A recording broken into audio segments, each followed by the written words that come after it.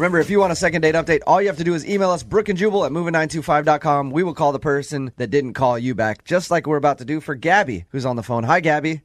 Hi. How are you? I'm okay. I'm pretty confused, though. Now, you emailed us about a guy named Jake that you met at kind of a singles mixer. Yeah. I mean, my friend signed me up for it, and I was like, well, it was close to where I work, so I thought I'd just stop by and see what was up. Are you newly single? I like 6 months. And were you shocked that you actually met somebody at one of these events that you liked? I was shocked that I met someone and that he was attractive, because I thought maybe, there'd be some nice kind of shy guys, which he was, but he was also, like, kind of tall and muscular, and he's like a biker and a runner, so I was like, oh, well, hello. I always feel like at those events, like if there's one hot dude, he's got all the ladies on him. Well, he wasn't like a super like hot outgoing guy, so he was kind of hanging out by himself. Okay. I've hosted a couple of these single mixers things. Yeah. Never been to one for myself because Sure. I need to. But no, like there's a lot of times there's awkward guys that just you can tell don't know how to talk to women at all. I mean, totally. And he was a little awkward. Like he wasn't approaching anyone. Okay, so what happened? He approached you, or you approached him? I approached him, and he seemed just like really nice, like not controlling, not too full of himself. He was just kind of relaxed, and I asked him if he wanted to go out, and he said he did. So I planned a little date for us later on in the week. You plan the date. Dude, you're awesome, Gabby. Yeah. I wish more girls would do that, take the guesswork out of it. Then I don't have to work hard to think of anything to do. I think that's great. But then again, I'm kind of lazy. You know what I mean? There's some dudes that might not want that. Yeah, like me. I don't know. I like to plan. I like to be a gentleman and traditional, That's You how I was don't have taught. any money. I don't know I why go to you would McDonald's, like but I still plan it. that. What did you end up doing with him? One of my favorite authors was doing a reading at Barnes & Noble, so we went over there, and then we went to dinner, and halfway through the dinner, he got super weird and seemed, embarrassed. Like, his face was turning red. What? And looked visibly uncomfortable. Didn't want dessert, signed the check, and, ran out the restaurant. What? Just took off? And, yeah. So I followed him out because I was worried, I don't know if I offended him or if I did something wrong or there's some kind of miscommunication. And I've called him a couple times since and have not heard anything. What were you guys talking weird. about in the moments right before he started, visibly getting uncomfortable? I mean, nothing. Just that our food was good. It wasn't anything really. Like you weren't talking about how many guys you've been with in the biblical sense or anything like that. No, nothing awkward. I mean, the only thing I can think back in my head about was by the time we got to dinner, he was kind of like, I don't really know what I want for dinner. So maybe he didn't like the restaurant, or maybe I'm not really sure. Gabby, since you asked him out and you kind of picked all the events for the date, do you think that at any point he might have felt emasculated? Did you get that impression? I hope not. At any point, he could have said, I'd rather go somewhere else, or, I don't feel like I was being so controlling that he would feel like he had no, sense of destiny in, what we were doing. Now, you said, he didn't really like that. He didn't really like this. Was there anything that he did seem to like or enjoy about the date? I mean, not really. He wasn't really verbal about it either way. So there's no really way of knowing. Okay, Gabby, hang out for a second. We're going to play a song, come back, call him, and get your second date update, okay? Thank you. Moving 92.5. Brooke and Jubal in the mornings. Second date update. All right, Gabby, are you ready to get Jake on the phone and find out why he ditched you? Yeah, I guess. If you didn't hear the first part of the second date update, Gabby went to dinner with this guy who she met at a singles mixer. They went to Barnes & Noble first so they could hear an author that she was talking about read. And at a certain point, the guy looked very red, you said, and then kind of just took off. Yep. And he didn't seem to enjoy any of the date. At the end of this, Jubal always asks for a second date. Are you going to want to go out with him again, you think? I mean, I'm just more really curious about why he got so upset and left. Okay. I would like to go on a second date with him, but I don't know if he would be into that. It's more just hey, did I do something weird that I should not do on a next date? Right, that's more the question at this point. All right, I'm calling him right now.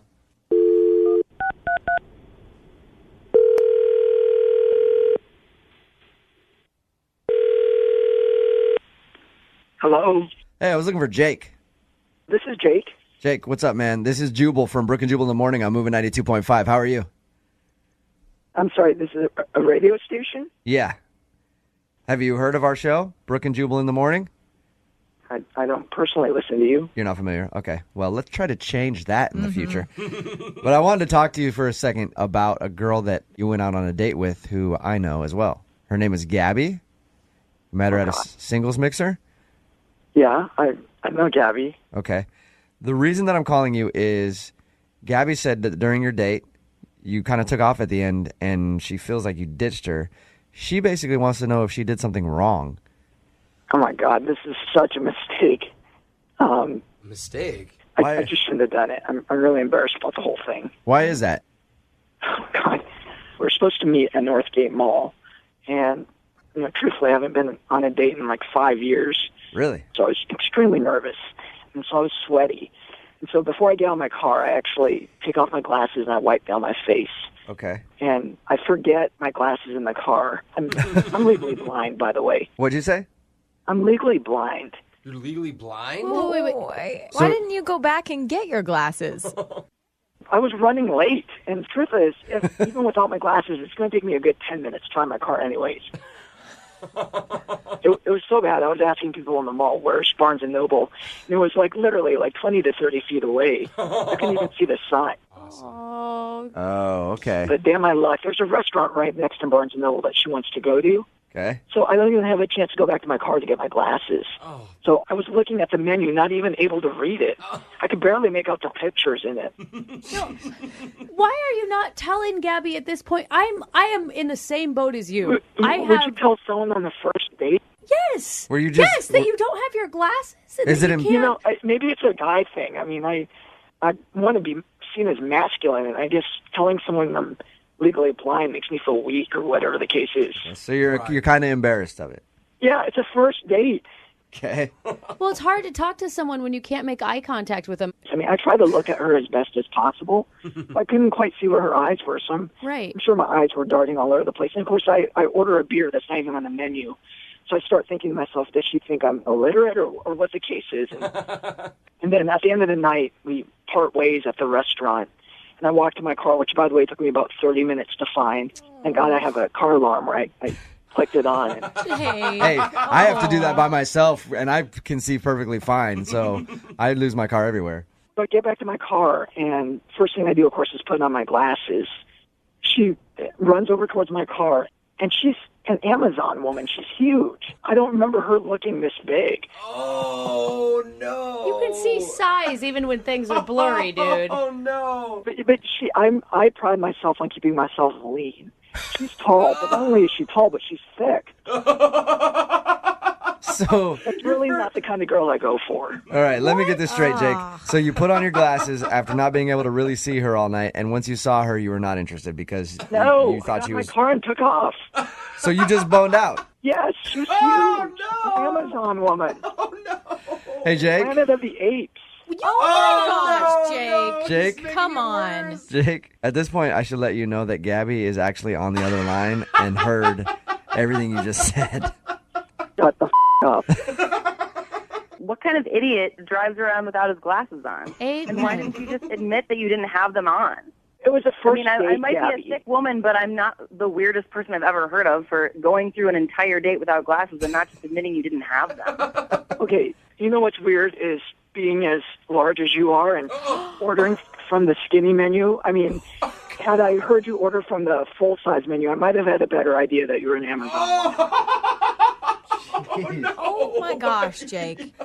I mean, there's a reason man. you haven't dated in 5 years, and that's becoming obvious right about now to me. And I called. Yeah. That's right. I can't find a woman who's fit like me. That's why I haven't dated in 5 years. You're so Oh, full my of God. crap, dude. I felt bad for him the Gabby. whole time, too. Just too bad that they don't make glasses for people who have bad personalities, because if you could get someone who had a good personality to take her personality glasses off and be as awful on the inside as you are, then maybe she'd date you. I'll be fine, Gabby. Trust me, I'll be fine. I'll find the right one for me. I Jake, hope that person doesn't exist. This would be an awful person. somewhere out there, Jake, there is a hot, young, fit, blind woman, too. And that's what I'm looking for. Oh, my God. Hot, young, fit, and blind. That's what Dude. Jake needs in his life. God, he's a liar. He's an a-hole. You also could have just been man enough and said, listen, I'm not that physically attracted to you. You didn't have to drive away like a little You know what? At that point, I was just scared what you'd do to me. All I could do was get in the car and take off. You are such a jerk. Well, oh, my God. I hope the next girl that you date gives you some sort of horrible STD and you rot in your bed with freaking burning sensation and hives. Jake, I just got to say, I'm just saying. You must not be that physically fit if you were really intimidated by her. You know, I'm lean. Gabby, just to make sure you know, I'm lean. So that's the reason. Oh my God! He does not care. We cannot talk to him anymore. I will not allow him on the show anymore. Hey, He's Jake, done. you want to be a contributor to the show on a daily basis? I'd love to hear Brooke talk to you every day. No. We can have the fit segment with Jake. What are you talking Yeah. about? I'm going to punch him in the face. Body by Jake every morning on the show. Jose, this is not funny. It is really funny. Gabby, you got your answer. I sure did. And Thank at the you end of guys. these, we always ask if you guys want to go on a second date. Oh, my gosh. Jake and Gabby, I would. Sounding hell no. Yeah, You didn't even let me I'll pass finish. on that one too. You didn't even let me finish, you guys. I'm going to pay for the date. Nah. No? No, thanks.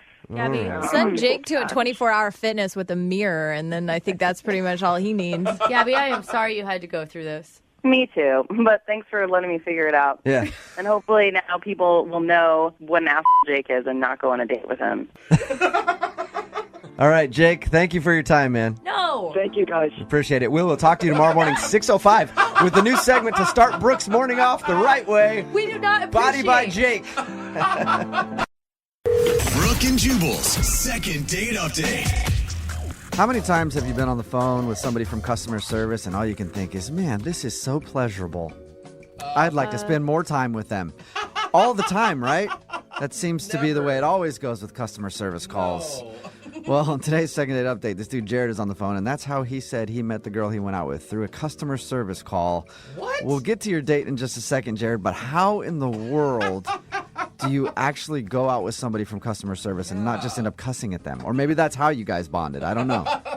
Yeah, no, well, we didn't cuss at each other at all. Okay. It was, Good. I figure maybe you just like to argue with people that you go out with. So you got in an argument and you're like, hey, let's go out. You sound fun. no, not at all, man.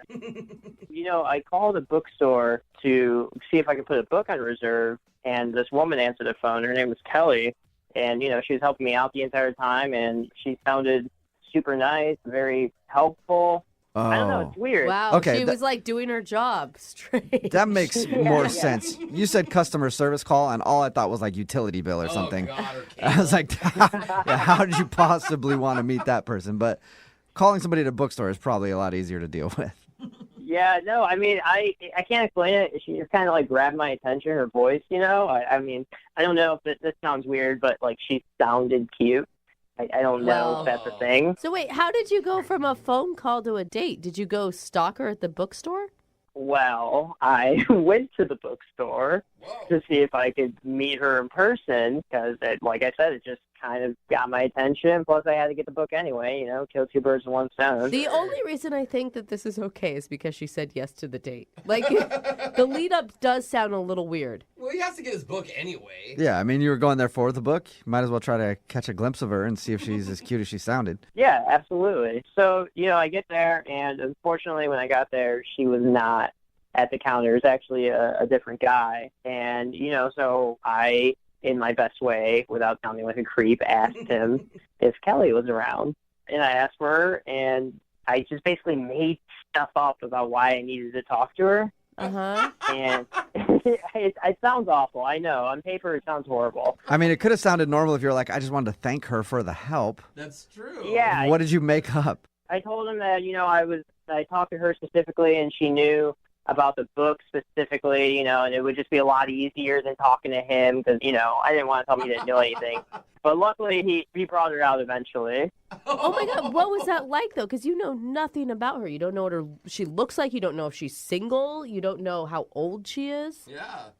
I mean, like, you know, worst case scenario, if I wasn't, like, attracted to her, I'd just get my book and then leave. You know, that was kind of what I was thinking. Okay, and obviously you liked what you saw, so did you just ask her outright then? No.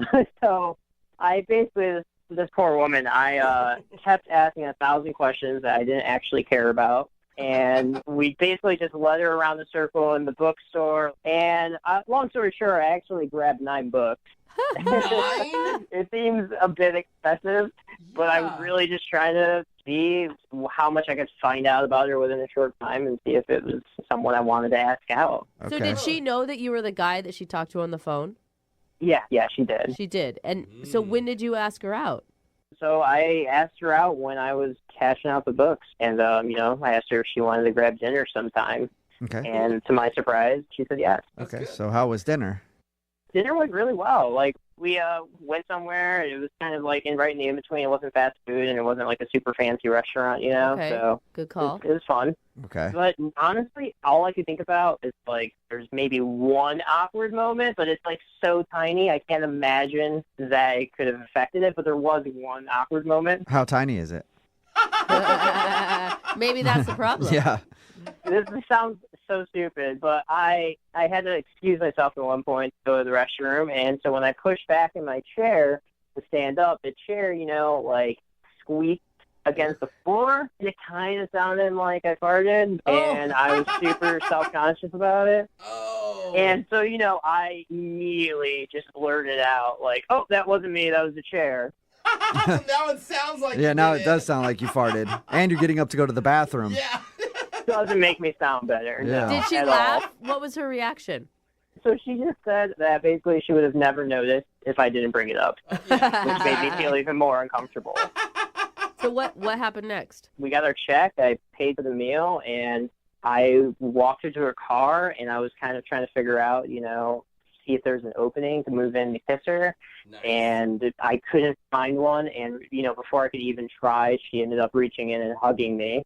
And that's how the date ended. Okay. That's not terrible. Yeah, A that's hug's always not like bad. neutral. A hug is good. At least she touched you, even though you farted. All right, so how many times have you tried to get a hold of her? I texted her one time after the date, basically just saying, hey, I had a really good time, and then that was it. Okay, and you haven't been, like, lurking in the bookshop where she works or anything? No, God, I would never do that. I mean, I've thought about it, but, like, I would not do it. Yeah, that's good. All right, well, we'll play a song and then come back and call her and get your second date update, okay? Thanks, guys. All right, hang on. Moving 92.5. Brooke and Jubal in the mornings. Second date update. Hey, Jared? Yeah. I was thinking about that whole story of how you met Kelly, the girl you want to call on a second date update today. It reminds me of that movie, from like the 90s where the guy met the girl and then they, fell in love and stuff. Remember that movie? Yeah. Tom Hanks was in that, wasn't he? Remember that movie where that guy met that girl? Yeah, every movie. Just the way you're talking about it, how you called a bookstore to reserve a book and then thought she sounded cute, so you went in there and asked her out and you guys went out to dinner. Reminds me exactly of that movie where that guy met that girl and they fell in love. You remember the kiss in that movie? Such a good kiss. Big kiss. Remember that, Jared? Yeah, I remember that. Yeah, they were like standing out there in the weather. Yeah. And then they kissed out there, yeah. Yeah. It was like sunny, rainy, windy conditions. There's all kinds of... It really made an impact on you. Yeah, Really. great movie. Yeah. Loved that movie, and that's what this reminds me of. So I'm hoping you get a second date. Even though you didn't get a kiss at the end of the date, you just got a hug. But we'll call Kelly right now and find out why she isn't calling you back. Are you ready? I'm ready. And I didn't hear, I know that you thought Kelly was cute and you liked her voice, but what did you actually really like about her? I mean, just the fact that we could have, like, normal conversation. She's got a great sense of humor, and, we had a lot of things in common. She just did that thing Yeah. with her hair Oh, the hair thing. or her lip or the smile, right? Thing. Yeah, In the weather. just like that movie. Yeah. Right before you guys kissed out there in the weather. Yeah, no, that's exactly it. Okay, well, Yes. let's continue the love story right now. And I'm going to call her and see if we can figure out why she isn't getting back to you. You ready? Yeah, I'm ready. Let's do this. Okay, here we go.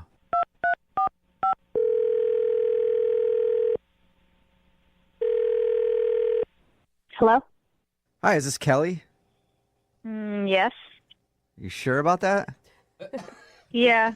Okay, because you said like you were confused. I think she knows her name. Kelly, this is Jubal from the radio show Brooke and Jubal in the morning. Okay. Okay. How are you? I'm good. Okay. How can I help you? Nothing I can really think of right now. I don't. She Okay, wants how can to I help know you, why- Kelly? Okay. Is there a reason why you're calling me? Oh, that's it. All right, thanks for getting me back on track. Kelly, have you ever heard of the show Brooke and Jubal in the Morning before? No. No. Okay. Have you ever heard of a segment that people do on radio shows called the Second Date Update? Yes. Yeah.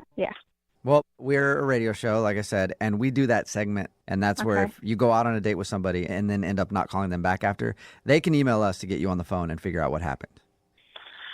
Okay. Are you thoroughly confused? Yeah. Okay, cool. Well, we got an email from a dude named Jared that you went out with. Okay. Okay, and he's wondering why you're not getting back to him. Oh my God. Seriously? Was that a good oh my God or a bad oh my God? I couldn't tell. Bad. Bad. Really bad. So there's really bad, okay.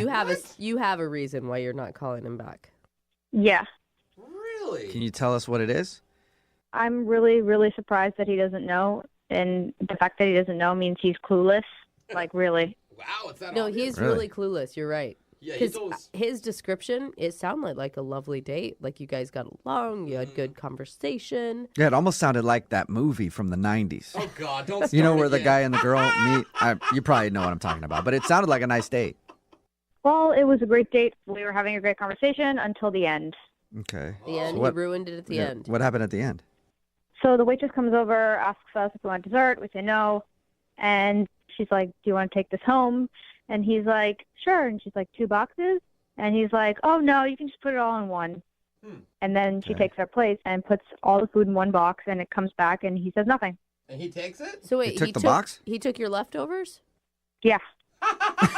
He, like, robbed you in He front of took you? your He stole your leftovers. That's kind of weird. Yeah, and the weird part is, like, I had fettuccine Alfredo, right? And I had, like, more than half sitting there that I was going to, like, eat for lunch the next day. So it's like, how could you not see that? Yeah. Yeah, I mean, it's weird not to let the other person have an opportunity at their food. Did you, like, make mention that you didn't like it at some point? Like, over half is a lot left. Maybe he thought you didn't like it, and he would enjoy it. It's not that I didn't even like it. It's just that, you know, in restaurants they give huge sizing of food, and it's like a lot. So I could only eat so much, and plus I'm nervous. This is my first date with him, and So wait, but you liked him all the way up until this point. Like, I feel like you should take some responsibility in not speaking up and saying, no, I want my leftovers. Like, there had to have been an opportunity where you could have interjected. I don't want to fight the guy for leftovers. I mean, he should have more consideration. Yeah. I mean, that might put an awkward tone to your date, too. If you pipe up, you're like, no, give me my food. And then you guys are fighting over your fettuccine. That would be weird. I just think that, like, it's a weird thing, but I don't think it's a reason not to call somebody back. Oh, food is a big reason. I not to call someone don't. back. You had a great date. She never said great. She said it was okay. And when I was driving home, it just dawned on me, like, this guy just stole my lunch. He's like He a pretty bully. much did, yeah. He just took your food and didn't even ask. I guess I kind of get it. Wow. Kelly, would you like to ask him about it ever? Or you just don't want to talk to him? No, I'm done with him. He's selfish and inconsiderate. Wow. Jared, did you hear that? You're selfish and inconsiderate. Yeah. I heard that. Wait. He's on the phone right now? Yeah, forgot to tell you that. Jared is on the other line listening and wants to talk to you. That's why we called. I cannot believe this. Sorry. Listen, you don't understand. Like, I took that stuff for my mom. Okay, I was trying to take it home for my mom. Whoa. What are you talking about? I know it sounds weird, but like, I see my mom every weekend, and I just wanted to bring her some food. So I figured if I took the leftovers, I could bring it over to her place and give her some food. That's why I did it, honestly. Oh my gosh. You're bringing your dates partially eaten leftovers to your mother? Partially eating? Are you kidding me? I was watching the whole time. She barely even touched it. Okay, so you took your date's full meal home to your mom, basically. It was not your meal. It was my meal. You had no right to do that without asking me. I had half of the fettuccine Alfredo. Half. I don't understand why it's such a big deal. Like, first off, I'm feeding my mom. It's a nice thing to do. That's a good quality to have in a person. And second off, to be honest, like, I paid for it. It's technically my food. I thought Yeah, I that guess you was paid going the to be bill. your argument the whole time, not that your mother was hungry. I mean, both. It can be both. I had to feed my mom. I paid for this food. That's my food, Like, I don't understand how that's such a deal breaker, She barely touched it. It doesn't seem like that big of a deal to me. Well, maybe I would have said yes, but you never once mentioned your mother or anything. No explanation. You just took my food, and it was like, what? Well, I mean, now that you know why I did it, you think I'm a good person at least, right? No, not at all. Not one bit. It's Not trying to at feed his all. mom. Come on, trying to feed his family. I'm really conflicted on this one. It's a weird one. Yeah. I don't even know if I even believe the whole mom story. I mean, it sounds like you just wanted to eat my food. That's what I think.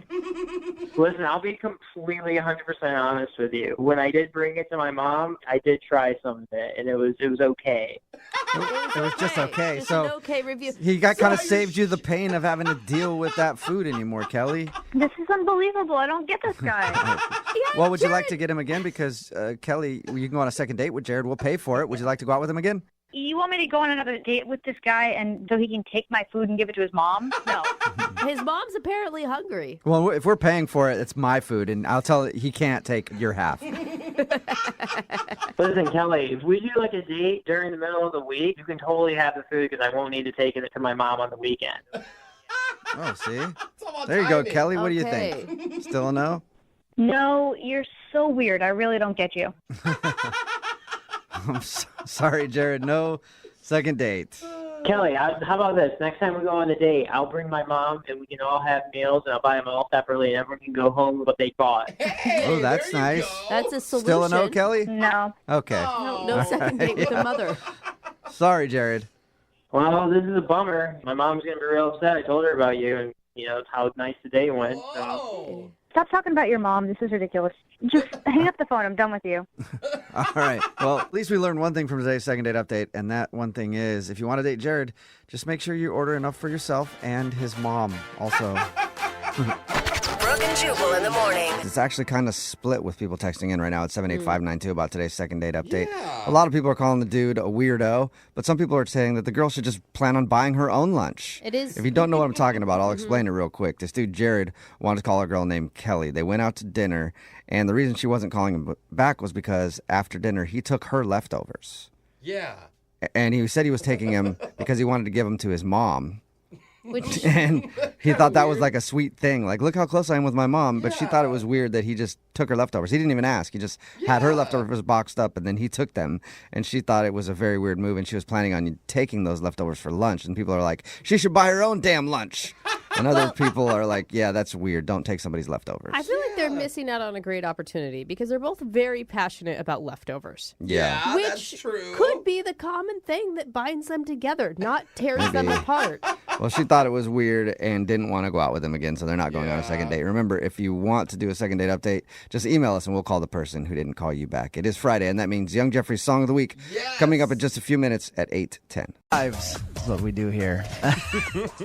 You go out on a date with someone, they don't get back to you, we'll call them and find out why. Today, it's switched. Normally, we've had a lot of girls email us. We've got Matt on the phone. Matt, how are you? I'm good, guys. How you doing? Good. Now, you emailed us about a date you went on, and you're wondering why the girl didn't call you back. What's your story? So I was at the Amber a couple weeks ago, Okay. and I bumped into a girl there. Her name was Tara, and we hit it off. We started dancing and hanging out and talking, and we went back to my place, and I closed the deal. Nice. Oh, all right. boy. Yeah. Okay. And did she stay the whole night, or did she leave right after? She left in the morning. She slept over, and then I woke up, and I was like, oh, good, and she was gone, which was kind of like, I was a little sad about that, because I kind of wanted to stay, because I was having a really good time. She was gone before you woke up, which in my experience has been awesome. But anyway, she was gone before you woke up, and you're wondering why she just left. Right. And she didn't leave any earrings or T-shirts or... No, she policed all of her stuff, and she took it with her. So I texted her a couple times, but I have not heard back from her. Okay. And you think, like, as far as what happened when you closed the deal, like everything was good and not weird, and you didn't creep her out or anything? Yeah, no, I assumed it was, she slept over. I thought we had a good time. We weren't like raging drunk. We had a good buzz, but we had like a normal conversation. Okay, so we're going to call her and find out why she hasn't gotten back to you. And you're prepared to hear whatever she has to say. Well, yeah, I mean, it's been 2 weeks, so I kind of expect the worst now, so, yeah. All right, we're going to call her right after this song. It's Moving 92.5. Moving 92.5. Brooke and Jubal in the mornings. Second date update. Okay, we've got Matt on the phone. He wants us to get a hold of Tara. They met at a bar, went back to his place, sealed the deal. She left in the middle of the night, and he hasn't heard from her since. Matt? Yeah. Now, you know that most guys would think this was awesome that the girl left and didn't call back, right? I realize that. I know. I'm not like all the other guys, I guess. All right. We're going to call her right now, and hopefully she answers. We'll see why she hasn't gotten back to you. Yeah, you could find out something you really don't want to know here.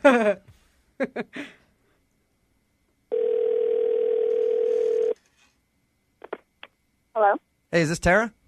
Yes, it is. What's up? How are you? This is Jubal from Brooke and Jubal in the morning on Moving 92.5. Hi. How you doing?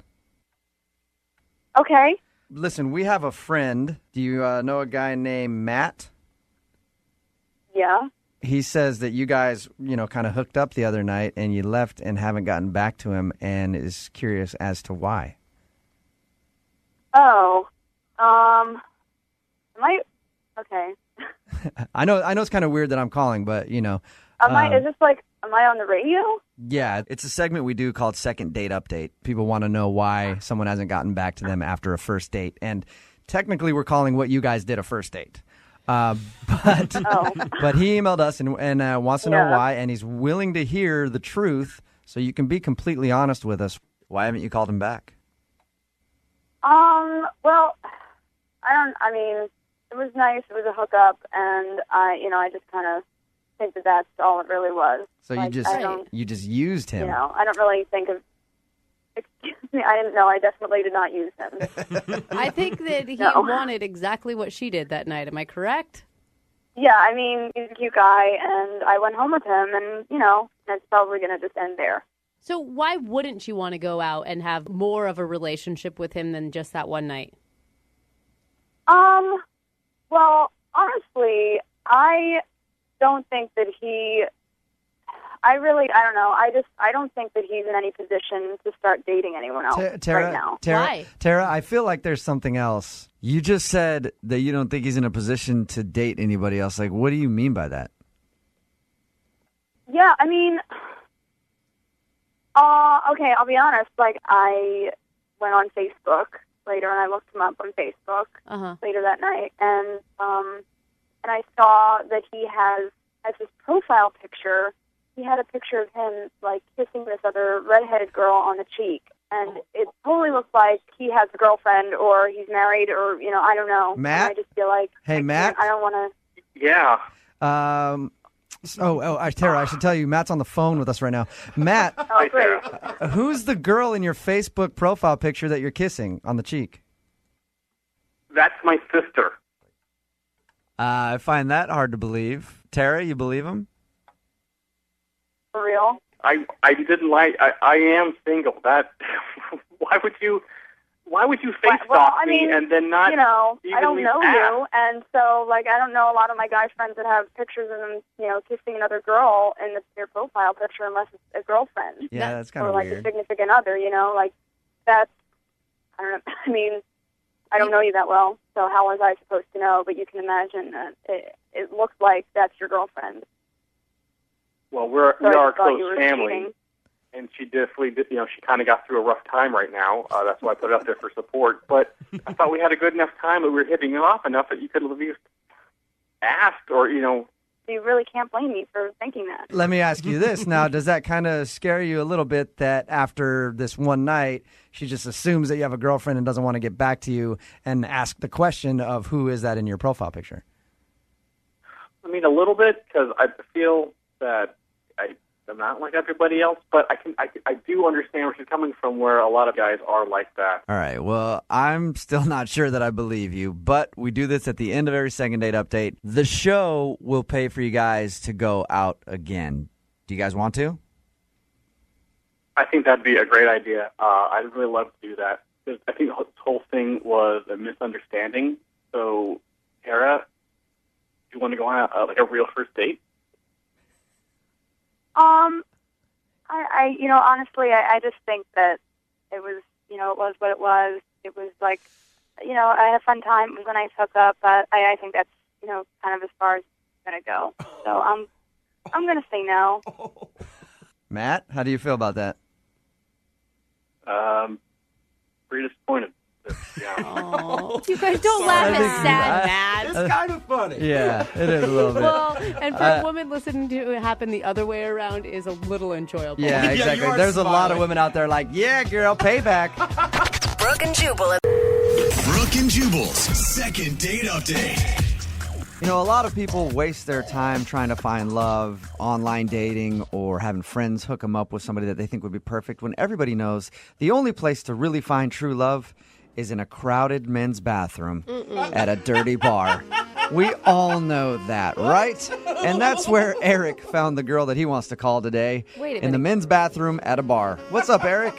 That's not entirely true. That's what your email said. Well, she wasn't standing in the bathroom. I was at this bar, and the girls' line was like down the hall. It was really a long line. She looked like pretty upset, so I was like, hey, why don't you use the men's bathroom and I'll watch the door? Okay, so she did use the men's bathroom. Yes. And you stood guard and listened to her pee. Yeah, I don't know about listen. All right, so tell us more about her. I mean, your email said how you met and that she's not calling you back, but how'd your evening go with her? Well, her name was Penny, and she was really nice, so she thanked me for watching the door for her, and I asked her if maybe she wanted a drink, so we went over to the bar and got a drink together. Dad, you are a gentleman, and you even paid. Held the door. Yeah, I think we got along really good, just back and forth. I asked her what she did. She asked me what I did for work and everything, which right now I'm out of work currently, so... So you impressed her with that line. Yeah. What do you do for work? I was truthful. I wasn't going to lie to her. Okay. That's good. It's good that you didn't say, like, I'm an entrepreneur. Yeah. So what did you guys actually do on your date? We didn't go on a date. Oh. Okay. So she's not calling you back just after this one night you met her at the bar? Yeah, exactly. So when we're at the bar, we're talking and everything, and I wanted to ask her out, see if she wanted, so I didn't know how to do it. Yeah. And we're just standing there talking and everything, and I saw this rose laying on the bar. So I grabbed the rose, and I gave it to her, and I said, hey, if you take this and go out with me, I'll get you 12 more. Oh, my gosh. You did not just say that. Did she actually like that? She loved it, yeah. I mean, she said yes. She took the rose. Hey. Did she notice that you stole it from somebody else? No, I don't think so. All right. And so you guys, you got her number there? Yeah, we exchanged numbers, and then we texted. It seemed real friendly and everything. And then it just started to get weird. It seemed a little more distant, so I just asked, like, what's going on? Why the cold shoulder? And then after that, I never got a response. What do you mean it got distant? I don't know. It was like, hey, how you doing? Like we were leading up to something, and then it just seemed like something went away. I didn't get it. All right, so you met her this one night at the bar. You had a conversation over drinks after you helped her pee, and you liked her so much that you want to do a second date update just after that meeting? Yeah, I liked her. I really want to go on a date with her. How long did you guys spend together at the bar? Half hour. Okay, so after a half hour, you're willing to do a second date update? Yeah, half hour's a long time.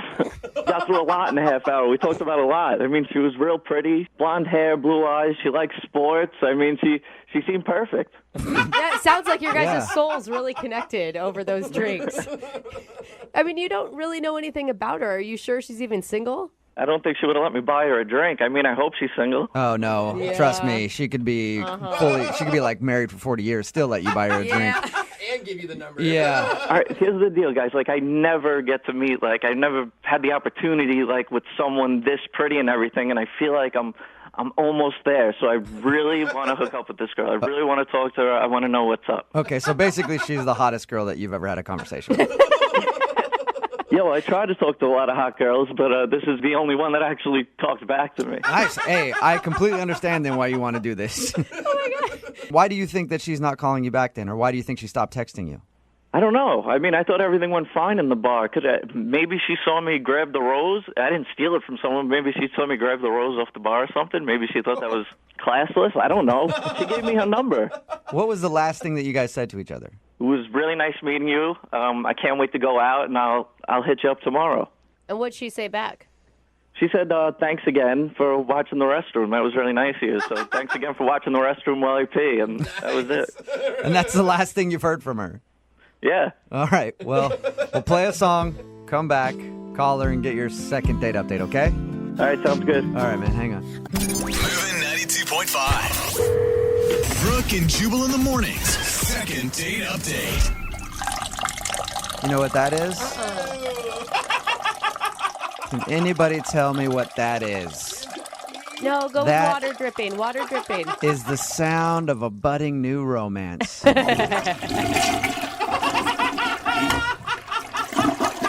It's like Dove. It is, isn't it? It's beautiful. Yeah. And that is why Eric wants to call a girl today in his second date update. Eric is on the phone with us.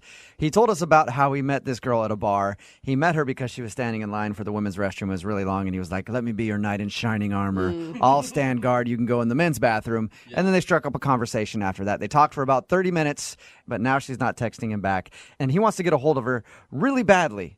Why? Because in his own words, she's the hottest girl that's ever actually talked back to him. So sad. All right, Eric, are you about ready to give Penny a call and get your second date update? Yes, I am. And Eric, what did Penny do when you guys were talking? I forgot to ask. That gave you the indication that she was legitimately into you. I don't know if it's anything she did. I mean, the fact that she was talking to me for a half hour and then even gave me her number when I asked for it, that seemed like a good thing. What's your success rate usually when you ask a girl for a number? I don't know. I'd say this went well. I don't know. They usually don't go as good as So it's not that good usually. Okay. Well, I'm going to dial her phone number right now and get her on the phone and see if we can get your second date update, okay? All right, thanks. All right, here we go.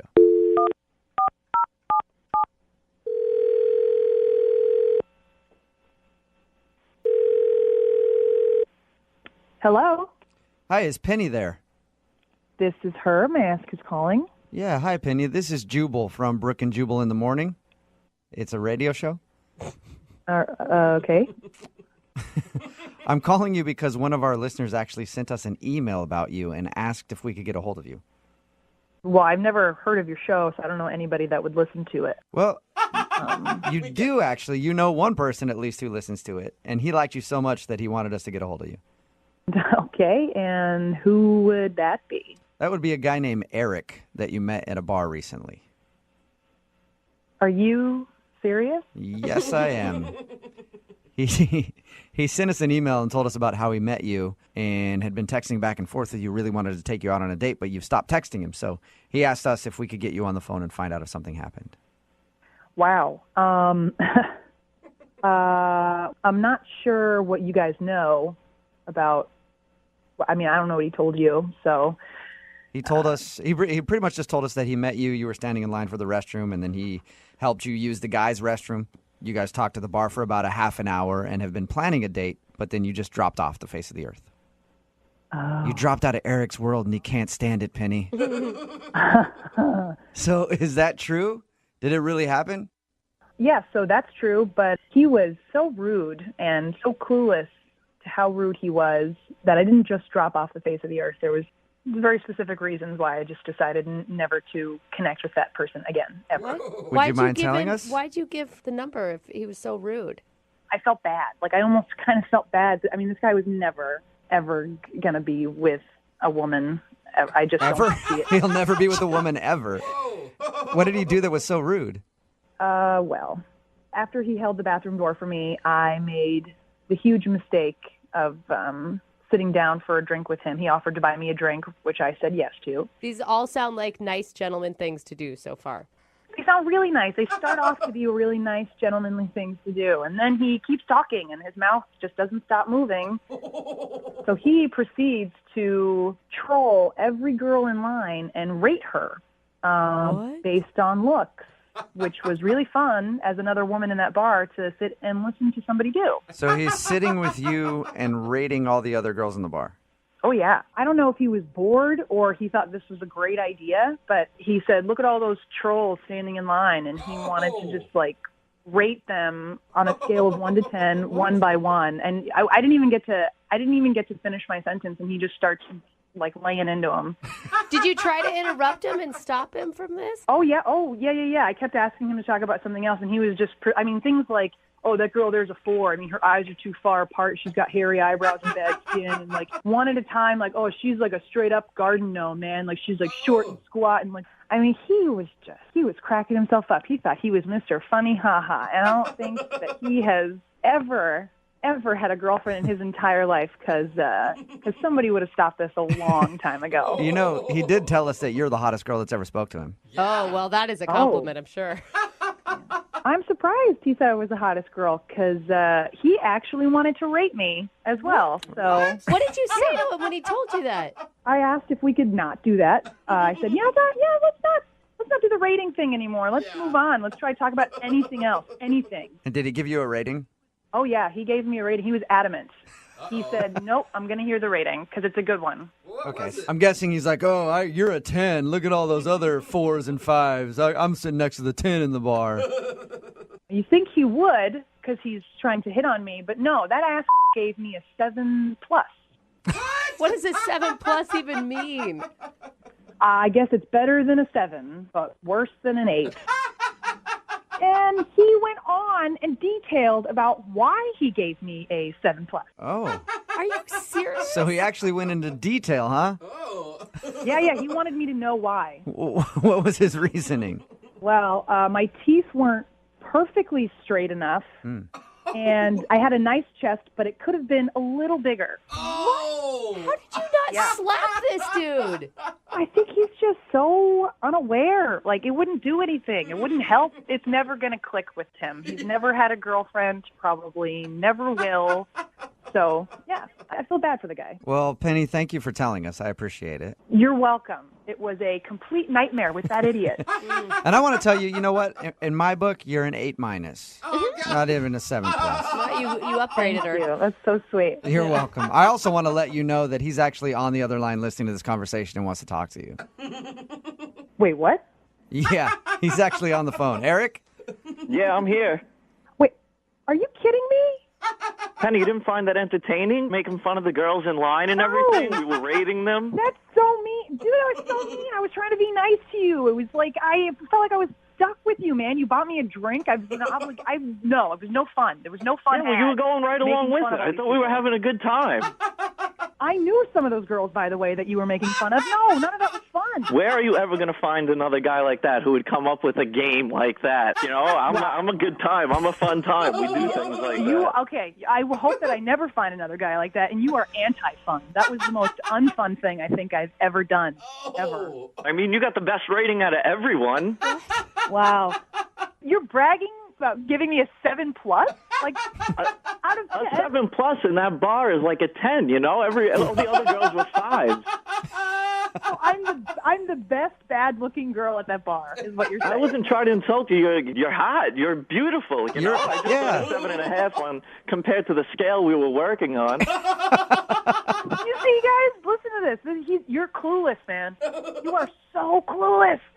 Listen, I know what women want. Okay, I know what they need, and I don't know what you're talking about. It sounds like it's Eric. She just doesn't know what she needs. Oh, that's what Penny. That's right. Would you like to go on a second date with Eric? We'll pay for it. Absolutely not. Not ever again. I hope I never talk to you again. No, please. Why don't you just go find another 7+ to insult? Because I am done listening to this. Oh, nice. Very nice. The only reason you're not going to go out with me is because you're totally frigid, and I don't need a girl like that. Oh, my God. You are an imbecile. Yes. An absolute imbecile. Well, not a successful second date update for you, Eric. Penny, thank you for sharing your story. Yep. Eric, I'm sorry about that. I'm sorry you didn't get a date. Yeah, that's okay. Don't worry. I mean, I told her she was a 7+, but she was only a 5, believe me. Oh, really? Hey, ass. They're done talking to you. It's time for you to go now. Brooke and Jubal in the morning. Got a text in at 78592 said, I think a 7 is a pretty good rating. It's Brooke and Jubal in the morning. Talking about today's second date update. If you missed it, Eric wanted to call this girl named Penny. They actually met out at a bar. She gave him her number, but she wasn't calling back, and he didn't know why. We got her on the phone, and she said that he was clueless and rude, and that she only gave him her number because she felt bad for him.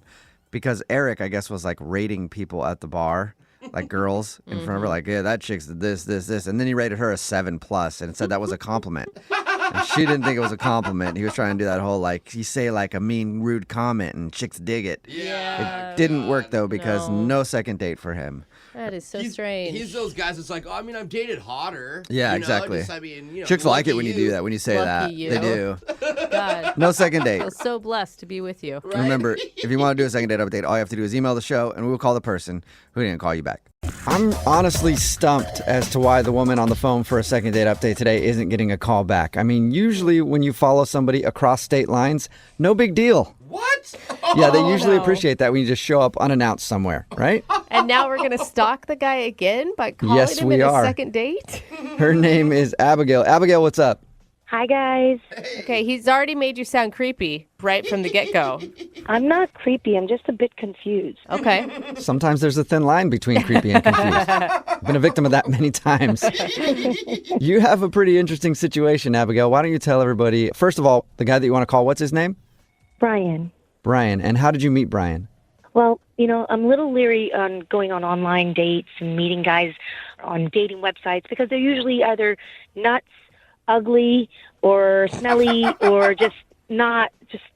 God, it sounds like so many great options. I don't know why you're so upset about this. But, I gave it a shot one more time, and I met Brian. And I got to tell you, we hit it off immediately. It went from 0 to 60 in virtually no time. So you liked his aroma. He had a good aroma, a good scent. I mean, from what I could smell over the phone, he was great. Oh, so you're saying it went from 0 to 60 before you guys even met in person? Right. I mean, it was instant attraction via conversation. His profile picture looked great. And then I did a little more digging and found his Facebook profile, and I realized it's really what he looks like. Uh-huh. Okay, did you get his tax returns? 'Cause it sounds like you put in a lot of effort. If I'd done a little more digging, maybe. Yeah. So, I mean, that's a lot of pressure to put on a date when you've been disappointed so many times. Were you worried about that? I was, and that's why I did my due diligence, and we talked for hours. I mean, there was nothing I couldn't discuss with him. We text me at least 5 times a day. Oh, I love that. How long was this going on before you guys actually decided to meet in person? Just about a month. Whoa, that's a long time. Yeah. I really wanted to see him, but the thing was, he lived 2 states away. Oh. So the whole logistics of meeting each other was really difficult. I see. I was going to say, what took so long? Yeah, that makes sense. That's it. But I thought we had kicked it off so well. I wanted to do a grand gesture of romance. And one night when we were chit-chatting, he was telling me his best friend's birthday was that weekend and where they were going to be and what the plans were. And I thought, wouldn't it be cool if I flew down and surprised him? Whoa, for your first meeting? I mean, we had chatted for so long. This was inevitable that one of us was going to fly in to meet the other. But a surprise and just showing up is a whole different ballgame if you don't know him that well yet. But I could see where it could pay off. Like, it could be an amazing thing or it could be really bad. So how was it when you saw him for the first time? I just started drooling. He was so gorgeous. Oh, my gosh. Wow. Well, maybe that's why he's not calling you back. You just showed up randomly out of the blue with drool all over you. It's a good point. And how did he react? Was he drooling as well? Was it just a big spit fest? He was kind of taken aback. I basically came up behind him and tapped his shoulder, and he turned around, and he got white as a ghost. He was shocked. Of course. Okay, wait. Set the scene. Where were you guys when you tapped him on the shoulder? Were you at the birthday party? Yeah, I showed up at the restaurant where the birthday party was. Whoa. Yeah, that's a very bold move. Well, because I didn't know where he lived, so this is the only way I could get in contact with him. So what did he do? I mean, after he recovered from the initial shock, did he hug you? Did he kiss you? I mean, the first thing he did was say, "What are you doing here?" And I told him I thought it'd be a really cool surprise to, shock you and be here, and thought it'd be really romantic. Yeah. And then for most of the night, I ended up speaking to his friends and not much to him. Oh, my wow. God. But you got to understand, I mean, I knew he had to speak to other people. It was his best friend's birthday, so I let it go. I figured, hey, that's what he has to do. So wait, hold on. How was he introducing you to his friends? Well, he really wasn't. I mean, the 1 or 2 times that I'd bump into him, somebody would come up to him and say, "Oh, and you are?" And he would say, "Oh, this is a friend of mine." Oh, okay. Ooh. Okay. Ouch. And I thought, well, it is really new. We haven't really told people about us. So I get it. He wanted to keep it on the down low. I get that. Yeah. I'm starting to worry about you. I mean, after the birthday party, what happened? Well, when we got to the end of the night, people started leaving, and it was basically he and I and his best friend. And I started talking to him, and I said, well, I'm here now. And he said, how long are you here for? And I thought that was odd that he would ask me when I'm leaving when we're just met. Uh-huh. But I said to him, I'm here till tomorrow evening. Maybe we can have lunch or brunch tomorrow, or maybe even right now. Let's go for another drink or a cup of coffee. Hey. And he said he was really busy. He had a lot of commitments the next day. But I was like, okay, maybe you can spare an hour. I did fly all the way out here. Uh-huh. He said, you know what? We'll set up a date for when I can either fly out to you or you can fly out here again. Were you crushed? crushed? I was crushed until he said, let's see if we can figure out a time to meet up again. Oh, so I no. thought there was some hope there No. that, maybe he really was busy the next day. I don't know. You are so nice to this man. Well, he's something special. How many times have you tried to? How many times have you tried to get a hold of him since that weekend? It's been a week so far, and I only heard from him once, and that also through text. So it's not like it was before. Oh, my gosh. And you're sure he's single, right? From what I understand, I didn't see any rings on his finger, and I didn't see any other woman around. Okay. That's good. Okay. Well, we'll play a song, come back, call him, and then get your second date update, okay? Okay. All right. Moving 92.5. Brooke and Jubal in the mornings. Second date update. If you're just tuning in for today's second date update, it's the kind of thing that movies are made about.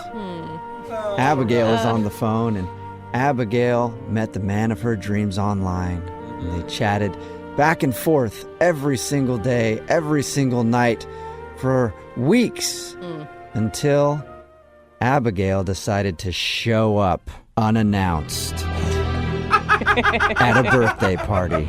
She flew all the way there to surprise him, tapped him on the shoulder, and he turned around and she said, "Abigail's home." Oh, my God, poor Abigail. I think I've seen that movie before. It's scary, but I don't think that's what happened.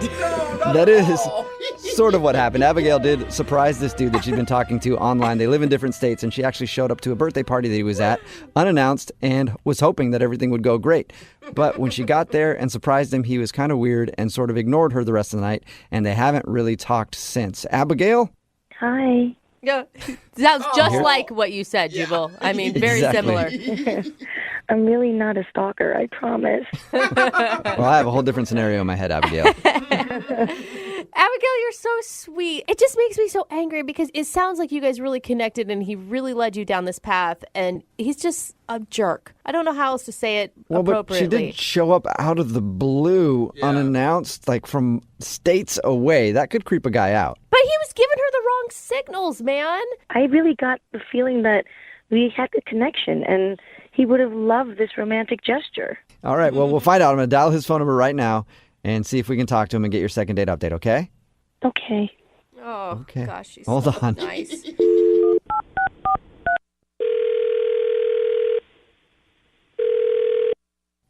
Hello? Hi, can I speak to Brian, please? Yeah, this is Brian. Who's this? Hey, what's up, man? How are you? This is Jubal from Brooke and Jubal in the morning. I'm sorry, who? Jubal from Brooke and Jubal in the morning? Weird ways. I know. Sounds weird.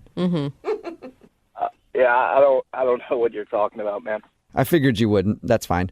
Brooke and Jubal in the morning is a morning radio show. Okay. Okay. And that's the end of the call. Thank you for answering, Brian. I'm calling you because one of our listeners actually asked us to reach out to you. All right. You sure you got the right Brian? I'm pretty sure I do. I'll check. Do you know a girl named Abigail? Yeah. Okay, well, we know a girl named Abigail as well, and she's really confused because she thought you guys had a great relationship for a few weeks until she decided to just fly into town and surprise you, and she said you seemed kind of cold to her, and now you haven't really talked to her since. You can understand why that she's going to like any length possible to get some sort of answer. Like if you put that much energy into seeing someone and then they suddenly shut down, like that's got to be really confusing. Let me get this straight then. She had you guys to reach out to contact me. That's what you're telling me? Yes, because you won't really give her an answer, and you're kind of being cold. Ridiculous. This is This is crazy, man. It's not really that crazy. I mean, she just wants an answer. I just can't believe that she's doing all this just to get in touch with me. Yeah, but you guys went from texting 5 times a day for a whole month to nothing.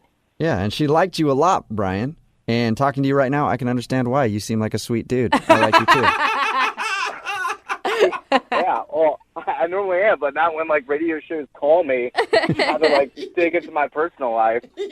We get that. We do. Can you just tell us anything? At least we can talk to her and be like, oh, he just wasn't really feeling you when he saw you in person or something like that. Well, don't tell her that, because, that's not true. Really? Yeah, no, yeah, I really do like her a lot. There's just stuff going on that I just don't want to get into. Oh, you're in a relationship. I knew it. I told her that. I told her that she swore she thought you were single. No, I know I'm definitely single. That's not it. Oh, okay. Really? It's just, I thought what we had going on was good. I mean, I kind of liked, I guess, the distance aspect of it, and then for her to just randomly show up at a friend's birthday party, I'm not really expecting that at all. But why did you spend all night avoiding her? I mean, at some point, if you say that you really like her... Yeah, well, I guess it just got too real for me, having her right there. Too real, you like talking to her online and on the phone, but to realize you could actually touch a person was strange? No, I mean, it's not necessarily that. It's just, there's other stuff. But I understand there's other stuff. But right now, all I understand is you like her a lot. It shocked you that she showed up, and then there's stuff. How is that a message to give to her to help her understand why you're not talking to her anymore? You know what? Whatever. I don't care anymore. I need a kidney transplant. Whoa. What? Yeah. Oh, that's serious. Whoa. Yeah, way to take things down, Brian. I mean, you guys asked for it. Yeah, well, usually these things end up like, oh, I thought they smelled funny, or they puked in my back seat. Yeah. Man, I'm sorry to hear that. Yeah. Wow. Yeah. So is it just that you don't want to get involved in a relationship because you obviously have some serious health stuff that you need to concentrate on? Pretty much. I don't want to drag her into this, you know what I mean? I feel like this is kind of my battle right now. And by her showing up, I realized, that she really does like me a lot. And I'm just not wanting her to be that close to being around all this, stuff going on. Oh, I feel so horrible. Wow. I thought these awful things about you, and now... Yeah, look at you, Brooke. Seriously, dude, I am sorry. It's all good. It's not a big deal, I guess. So did you not tell her about your situation when you guys were chatting online and on the phone and stuff?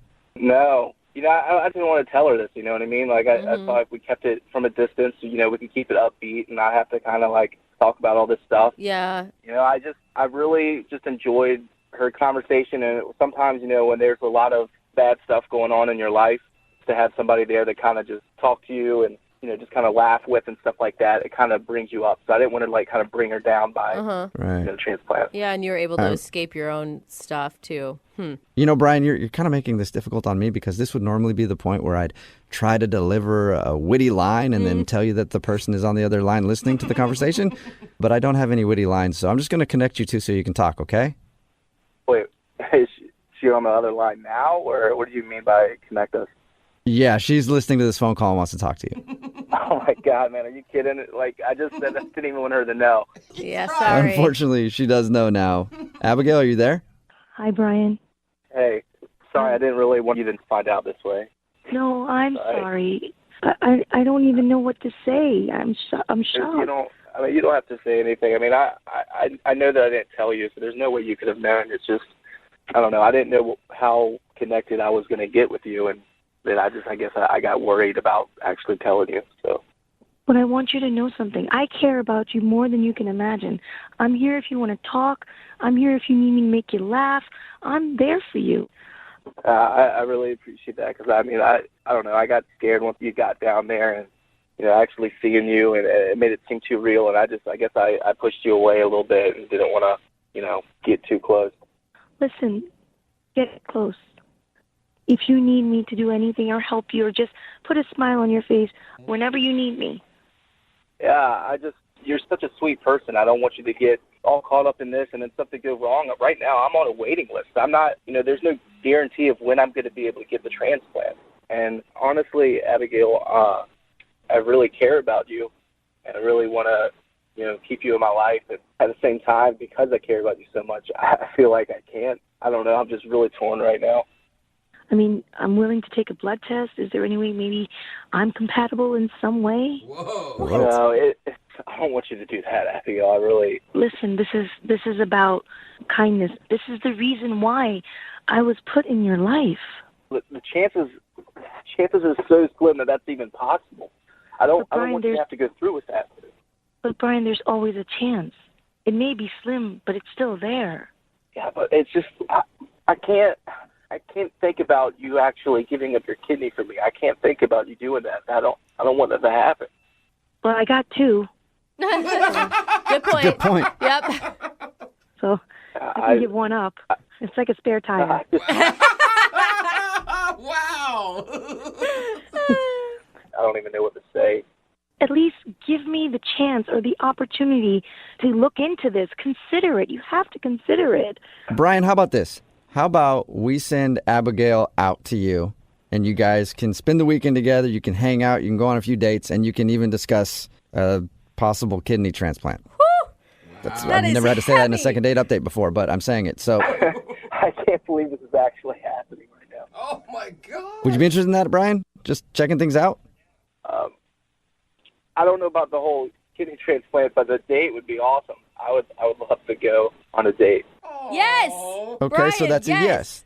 Yeah, definitely. Yay! I'm happy to hear you say that, Brian. Oh, me too. Yeah, I'm really excited that I'll actually be seeing you.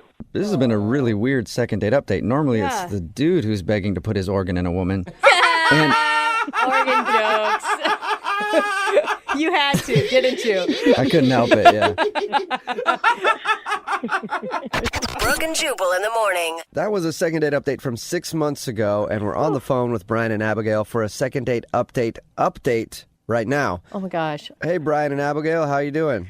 Hey, how you doing? Oh, my God, I've never been so excited to get an update. I know. Yeah, what's the update on your story? I can't thank you guys enough for, bringing us together, flying me out to see Brian. It was great. He showed me around the city. We got to know each other better. It was awesome. Oh, really wonderful. Yeah, she even made a shirt and wore it that said, "This guy needs a kidney," with like an arrow pointing towards me. So that was pretty good. That's kind of cute. So the spark is still there. For me, there's more than a spark. For you, Brian, or you, Brian, you're like, oh my God, dude, she would not go away the whole weekend. No, it's definitely, it's been great. I really appreciate you guys doing this for us. It's just we're trying to still take it a little bit slow with everything that's going on. Yeah, but you're talking in us, and that it means you're in a relationship. Yeah. Well, we're not quite calling it a relationship right now. Okay. Oh. So what are you then? I mean, we're definitely really good friends. I mean, I think we're definitely really, really good friends right now, and just trying to see where it goes. Okay. Good friends who do it. I like that. Right? Those are the best kind of friends. Are you kidding me? Friends with benefits. Well, here's the situation that we're dealing with, to be totally honest. Okay. I went through extensive testing, and I found out that I am a match. My kidney is a match. What? For a kidney replacement? Yeah, a match for a kidney replacement. Whoa! What are the chances? And in 6 weeks, we have the operation scheduled. Oh, yay! Oh, that makes me teary. News. I know. Yeah, and it's scary and exciting all at the same time, but yeah, we are scheduled for the operation. You're gonna give him a kidney and you're in the friend zone? I have a feeling, Brian, you're okay with that, right? Yeah, no, like I said, it's just, I don't know, we didn't want to get too serious before the transplant and everything, I mean, it's kind of an emotional decision, and she's doing this for me, and it's great, but I don't want her to be holding my kidney hostage or something if we get in an argument. Yeah. You know what I mean? Smart guy. Yeah. But it's still going great. Yeah, once the surgery's done and everything is successful, maybe we'll see how it goes after. Great. Oof. Well, that's good. Yeah, pretty excited and scared. Yeah, this is definitely it's really great. I really appreciate you guys helping us with this whole thing because I don't know that we'd be going through with this and being so close that we are now if it wasn't for you guys helping us out. Sure. Well, I'm glad you found a match, and hopefully you guys can turn it into something even better than just a really good friendship. Yeah. Yeah. Definitely. And no pressure, though. Like, even if the relationship thing doesn't work out, like, you two have such a bond together that you really will be tied together in some way for the rest of your lives. Well, he'll technically have a piece of me. So. Yeah. Brian, if you ghost her after she gives you a kidney, you are officially the worst person in the world. No, it's not going to be like that. Okay, Oh, good. that's awesome. Congratulations, both of you. Thanks, guys. Thank you for everything. Brooke and Jubal in the morning. We've been doing these second date updates for a while now, and we've heard a lot of creative excuses to get out of a date.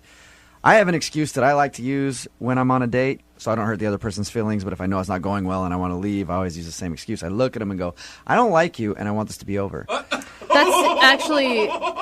not an excuse. And it seems to work every time, and so I think I'm doing it right. But not everybody is as smooth as I am. Yeah. Sensitive. Look at you, smooth operator. And Lisa, who's on the phone today to do a second date update, believes that somebody used an excuse to get out of a date with her. Lisa, how are you? Hi, I'm good. Thanks, Jubal. How are you? I'm pretty good. Thank you for asking. So the guy that you met today, you met him online? Yes, on a dating site. What did you do when you went out on your date? We just met at a bar. Kept it simple. When you saw him for the first time, what did you feel? Well, here's the thing. There was a little bit of a snag before I met him because I knew that I was kind of going into it without being 100% truthful because I used an old photo on my profile. Oh. How old are we talking?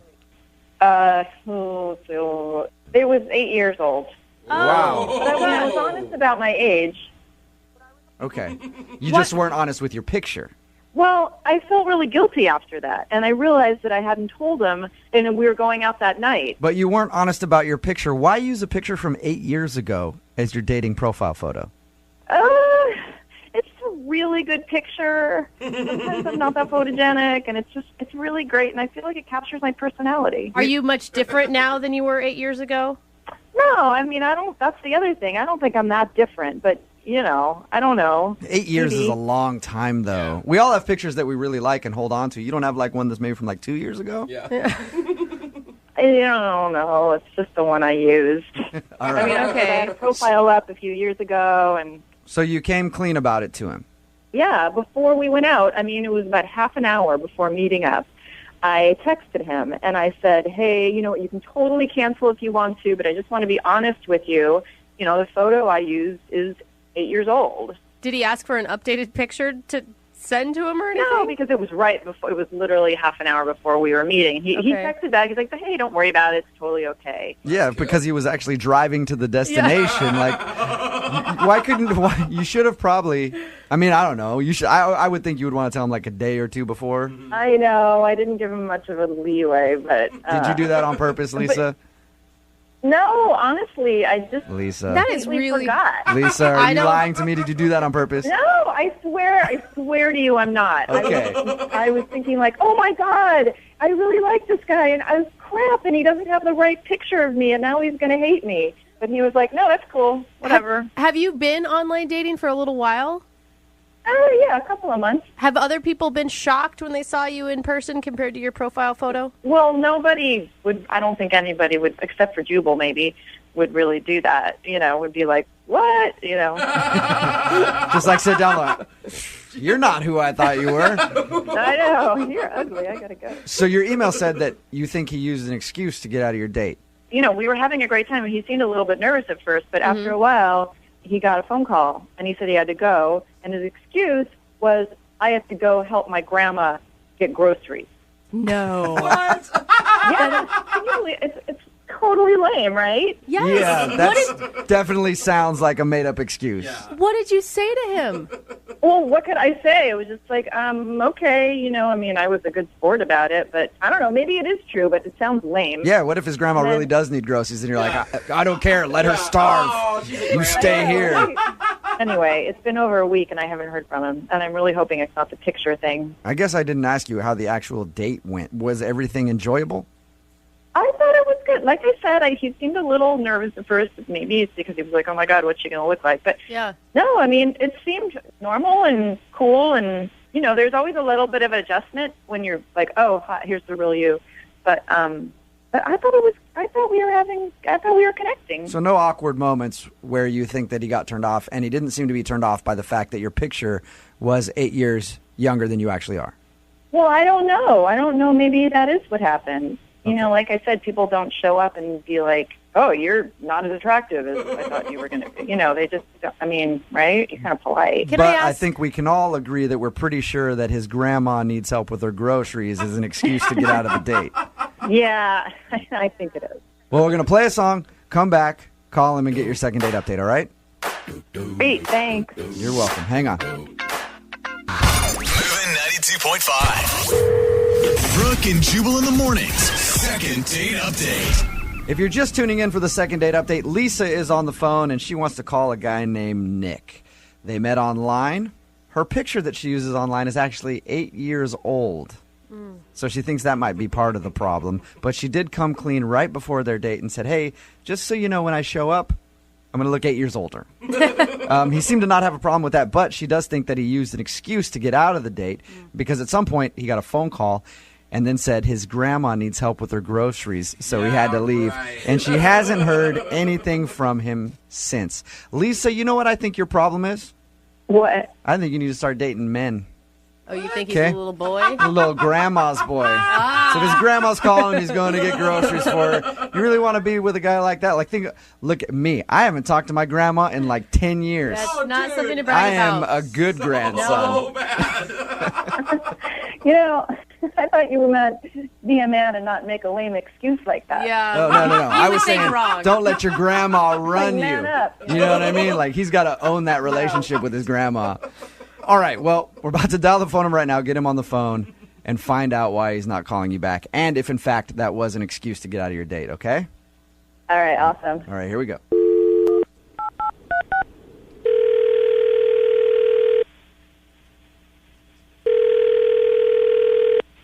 Hello? Hey, can I speak to Nick, please? Yeah, this is me. Hey, Nick, how are you? This is Jubal from Brooke and Jubal in the Morning. From what? Jubal from Brooke and Jubal in the Morning, the radio show. Okay. Well, what do I got to say? What do I got to do? You don't have to say or do anything. I just have a few questions for you about a date you recently went on. Okay.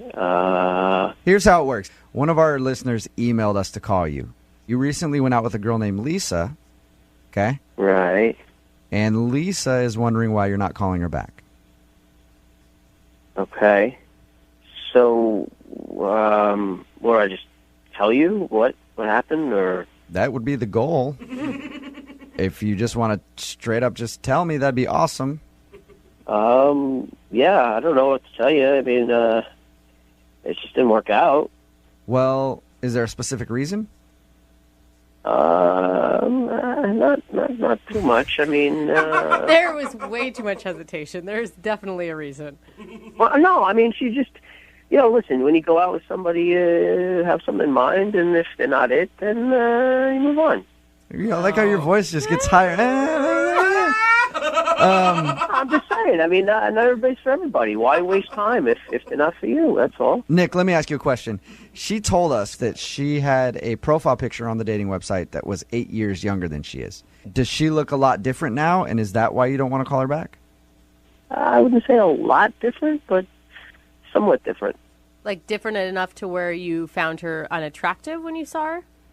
I don't know. I wouldn't say unattractive, but it's just I'm just particular, and she wasn't my type exactly. So I'm just looking for Miss Perfect, and she wasn't it. That's all. Miss Perfect.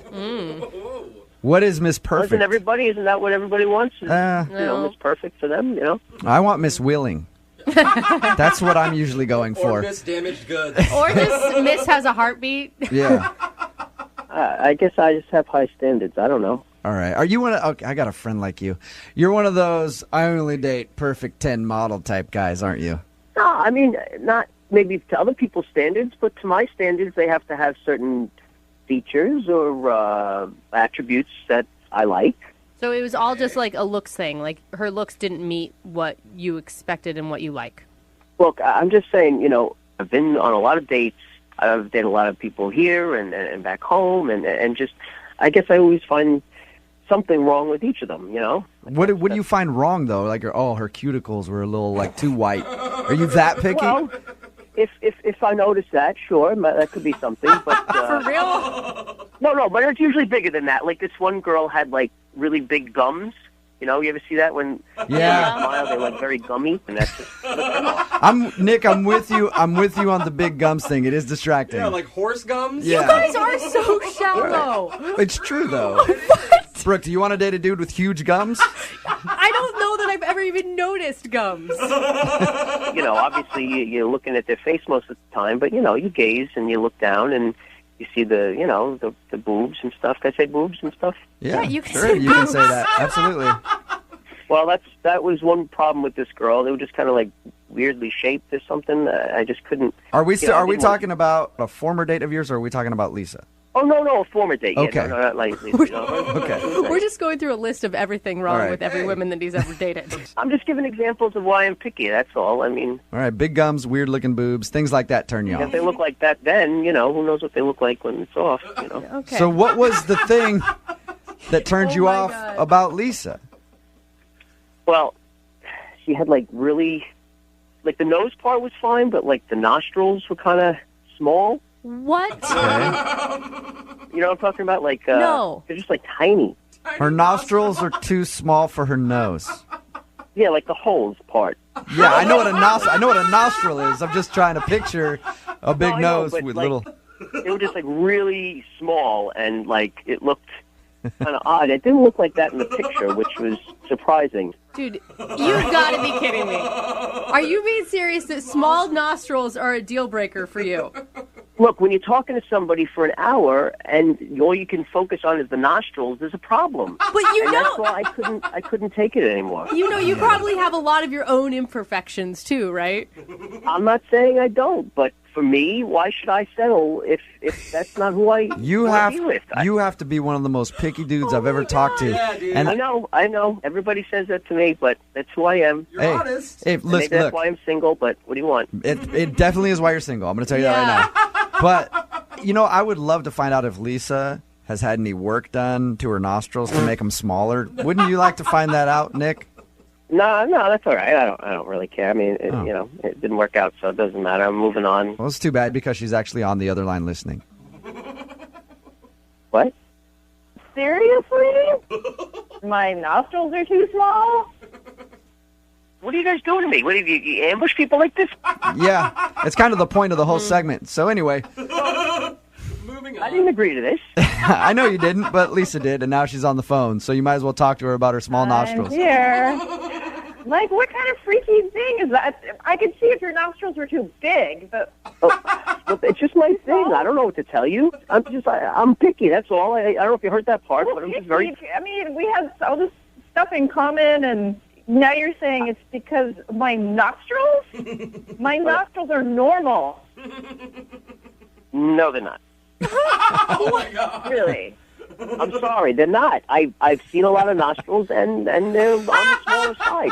I see at least a dozen nostrils a day, and apparently yours don't stack up, Lisa. I'm sorry. I don't know. I don't know what anybody else thinks about them. I know I'm picky, and there were some very nice qualities you had, and we had some nice conversation.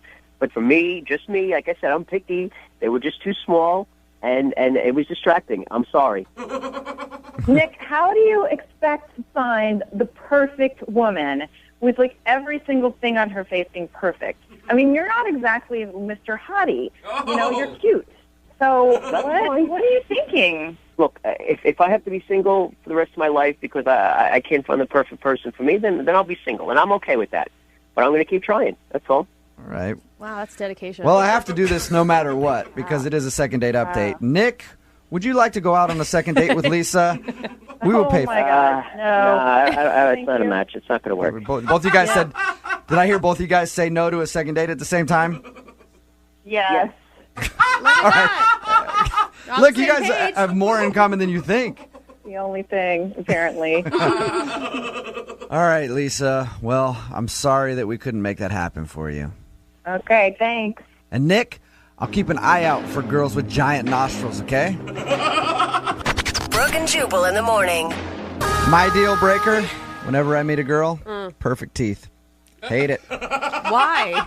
Hate them, just a turn off to me. You like a little snaggle in there? I like that girl to just be screwed up. It's Brooke and Jubal in the morning. I'm moving 92.5. Lots of text messages coming in about the second date update. The guy didn't want to call the girl back because he said her nostrils were too small. Which is so picky. It's ridiculous. I can't believe how many text messages are coming in commenting on his man unit, though. Yeah, we got a text message about her nostrils. Says, one of my coworkers has slits for nostrils. It's really distracting, and I can't stop looking at them when I talk to her. So apparently it bothers some people. Honestly, I can't stop looking at your guys' nostrils now. This is weird. Just judging everybody's nostrils. I will say, my husband's nostrils are exceptionally large, and it's sometimes distracting. And I think it's from a long life of picking your nose. I've never paid enough attention to nostrils, I guess. I guess I should start. If you want a second date update, all you have to do is email the show, Brooke and Jubal at moving925.com. We will call the person who didn't call you back. Moving 92.5. Brooke and Jubal's second date update. Sometimes the best way to get a girl's attention is to just elbow her real hard. No. So, just like if Don't a girl's do not that. giving you the attention, you need to just shoulder check her a little bit. Oh my God. Let her know that you're in the building. And then you're sure to strike up a conversation or get assault charges. It could go either way. And that's how Mark got the girl's attention that he wants to call today. Oh, no. Her name is Rebecca, and apparently that's Mark's thing. He'll walk up next to a girl and just throw a shoulder on her real hard. And then he starts up a conversation. Is that how it works, Mark? Yeah, I guess so. What are you talking about? That's how it works. I thought he was being sarcastic. I think he still is, Brooke. Yeah, I am being a little sarcastic. His email said that he bumped into her real hard to try to get her attention. So On purpose? tell us how that happened, Mark. Well, not real hard. So anyway, yes, Rebecca, I met her at a club. She's absolutely stunning. I noticed her right when she walked in, and so I was immediately started figuring out ways of trying to talk to her. So I ended up going over to her and kind of dancing near her and purposely bumping into her, asking her, I was like, why'd you bump into me? She was like, hey, you bumped into me. And so That's actually pretty smooth, isn't it? Oh, nice. yeah, I didn't think it was too offensive. So See, I was picturing it totally different. I was picturing like you guys were playing hockey and she had a drink in her hand and you just slammed her up against the wall and the drink went everywhere. You're like, yeah. So obviously it worked out for you since you got a date with her. yeah, like I said, man, she was absolutely stunning. Slightly out of my league, but, it worked. We chatted up at the club the rest of the night. I asked her for her number and if she would want to go out sometime. She gave it to me.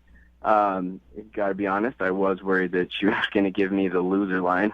The loser line, segment that we do on 710 and 910 on Monday mornings, the loser line phone number. But we didn't hear your voicemail on that, so obviously it was her real number. That's nice. Good. Yeah, it really was. And so we set it up, and it was great, man. I was excited.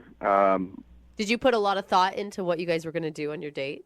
I actually just kind of wanted to keep it casual. Just kind of started off with dinner and just kind of see where it led from there. Okay. And how did it lead?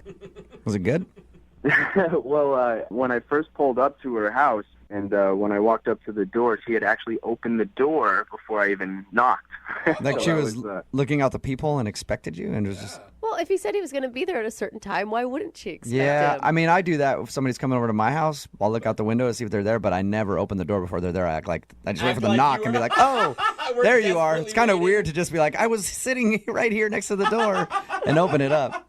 No, it was just, for me, it was a wonderful surprise. I mean, that got me pretty excited that it seemed like she was that excited. Yeah, totally. It's a great sign. I think it's awesome. Yeah, that's what I thought. Then I gave her a hug and said we should get out of here. I made some dinner reservations.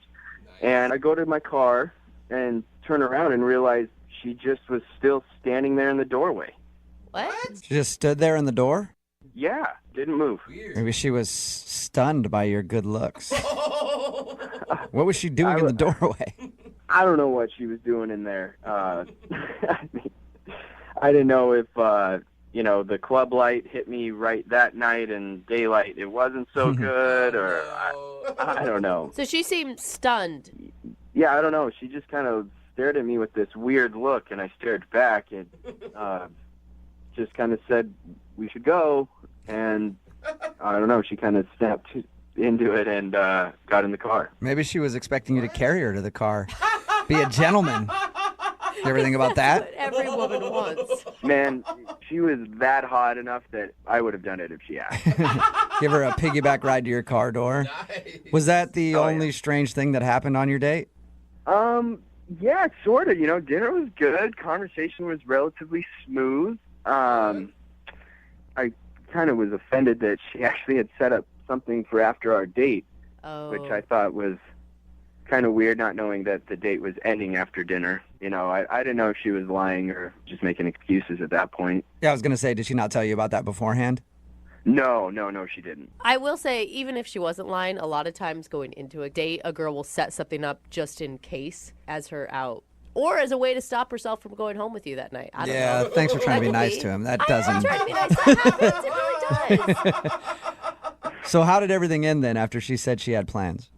She actually had me drop her off a few blocks away. It was on a different street corner. And yeah, it was, and as she was getting out, I just was like, "Can I call you again?" And she just yelled, "Sure." And have you called her? Sure. I wouldn't be calling you guys if I didn't. And how many times have you tried to call her? Probably more than I should have. But, I mean, I definitely want to let her know I want to go out again. And if, you know, I did do something wrong, I don't know. I definitely want to know and see if I can fix it or, you know. If it turns out she's just not attracted to you, are you going to have hurt feelings? No, that's fine. That's, you know, people's preference. It's, you know, it's what it is. Yeah, and you said she was out of your league anyway, so you should already know that might happen. So you dropped her off on the street corner. You dropped her off on the street corner, and that's the last you've seen or heard from her.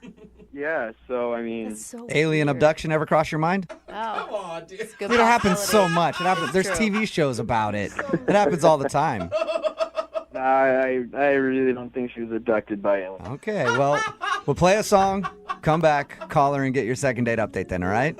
Awesome. Thanks, guys. Moving 92.5. Brooke and Jubal in the mornings. Second date update. Right in the middle of a second date update, and Mark is on the phone with us.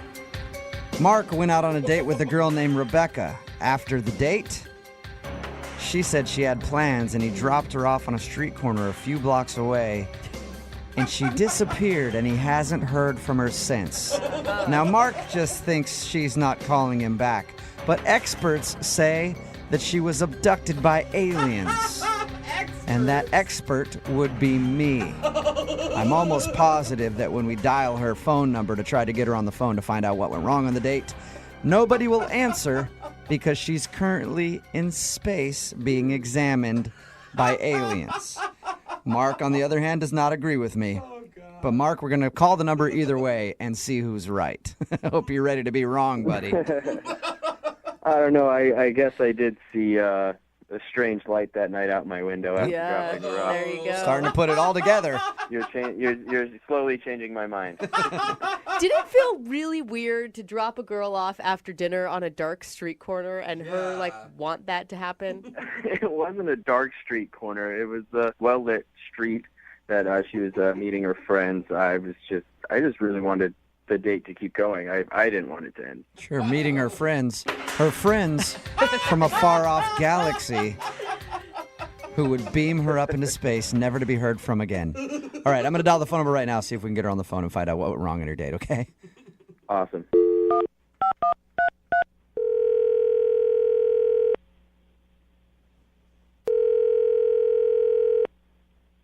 Hello? Hi, is Rebecca there? Yeah, this is her. Rebecca, how are you? This is Jubal from Brooke and Jubal in the morning. Okay. I'm calling because you recently went out on a date with one of our listeners, and he emailed us to see if we could get you on the phone. His name is Mark. Oh. And you met Mark out at a club, and then you guys went to dinner. And ever since your date, you haven't responded to any of his phone calls or text messages. So he emailed us and was like, can you guys see if you can call her and find out what went wrong? This is really bizarre. He told us how you guys went out, and then you said you had to meet up with some friends. Was the friends thing an excuse to get out of the date? I mean, he was, he was nice. You still haven't answered my question, Rebecca. Did you make up the fact that you were meeting up with your friends later as an excuse to get out of your date with him? I mean, I'm going to take that as a yes. Yeah, just take that. Move on. So why'd you do that? What was so bad about the date? for me, I'm more like old-fashioned when it comes to dating and stuff, and I definitely believe that a gentleman should act a certain way, and I kind of feel like he fell short of my expectations. Do you mean, was he not opening doors? And I mean, when we first met up, when he came to my house to pick me up, you know, I was waiting for him at the door, and I just felt like, you know, he came to greet me, and that was fine, and he gave me a hug, and then I was kind of just waiting, you know, for him to kind of set the tone of the date, especially with the first impression. He just didn't really do it right. What did you want him to do? I mean, a hug sounds pretty good to me. I don't know. I just think like when a gentleman comes to pick up a lady, you know, he should bring her like a little token of his appreciation, like flowers or maybe a stuffed animal or something. It doesn't have to be anything, you know, expensive, but just something to say hi and, you know, I appreciate you taking the time to go out with me tonight. so he didn't bring you essentially a gift, and that upset you. Yeah. Wait, do most men... Okay, hold on. Do most men bring you a gift when you go out on a first date? Because I've never encountered it. I mean, not every time, but I mean, the ones that don't bring me a gift don't really see me ever again. And the ones that do, I, you know, am willing to take the next step or maybe a second date. And I know a lot of people will call me old-fashioned. I feel like you kind of feel that way, and maybe I am, and, you know, maybe you're not. People just do things differently and have different, you know, standards and stuff. Okay, well, how was everything else? How was everything else on the date, other than the fact that he did not bring you a gift? He seemed genuinely nice, and it did start off a little sour, and when it kind of starts off that way, it's hard to really get like the butterflies going and stuff like that. He said when he picked you up that there was a moment where you just stood at the door. Well, I just thought that he was going out to get the gift after he came up empty-handed at first. Like, I thought he was picking up on what was happening. He's like, Okay. I'll wait here. So you assumed that he was going back to his car to grab you, whatever it was. Yeah, like I thought he had forgotten it in his car. So you knew in that moment when you were at the door and he had nothing for you that you would never go out on a date with him again?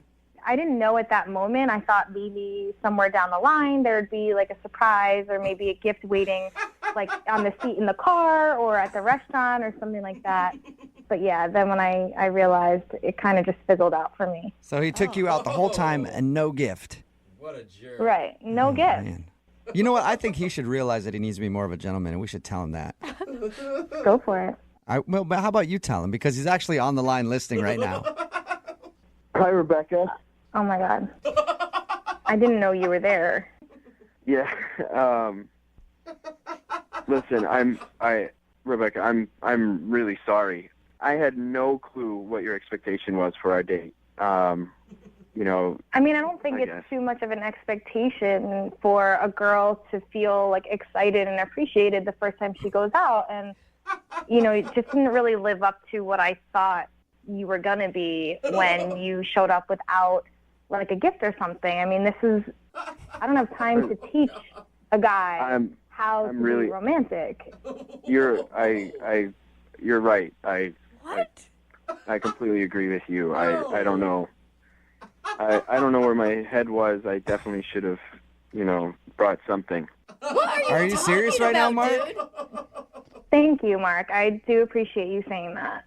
Yeah, no. I mean, people have their ways, and she's absolutely beautiful, and she knows it, and she deserves to be treated from the very beginning just like that. You know, she's like putting like all the emphasis on material things, right? I wouldn't say like material things. I mean, I don't care. He could have read me a poem at my door, and that would have been something. It doesn't have to be something that costs money. You know what I mean? Just a gesture. You actually want a man to stop and read you poetry when he picks you up. She's old-fashioned, Brooke. That's just awkward.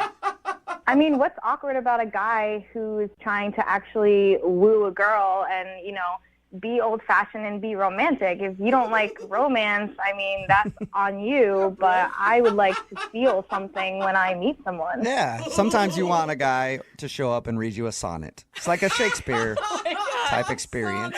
But like I said, it could have been anything. I mean, I'm not expecting diamonds. It's just the thought that goes into something like that, and a guy who knows how to treat a woman.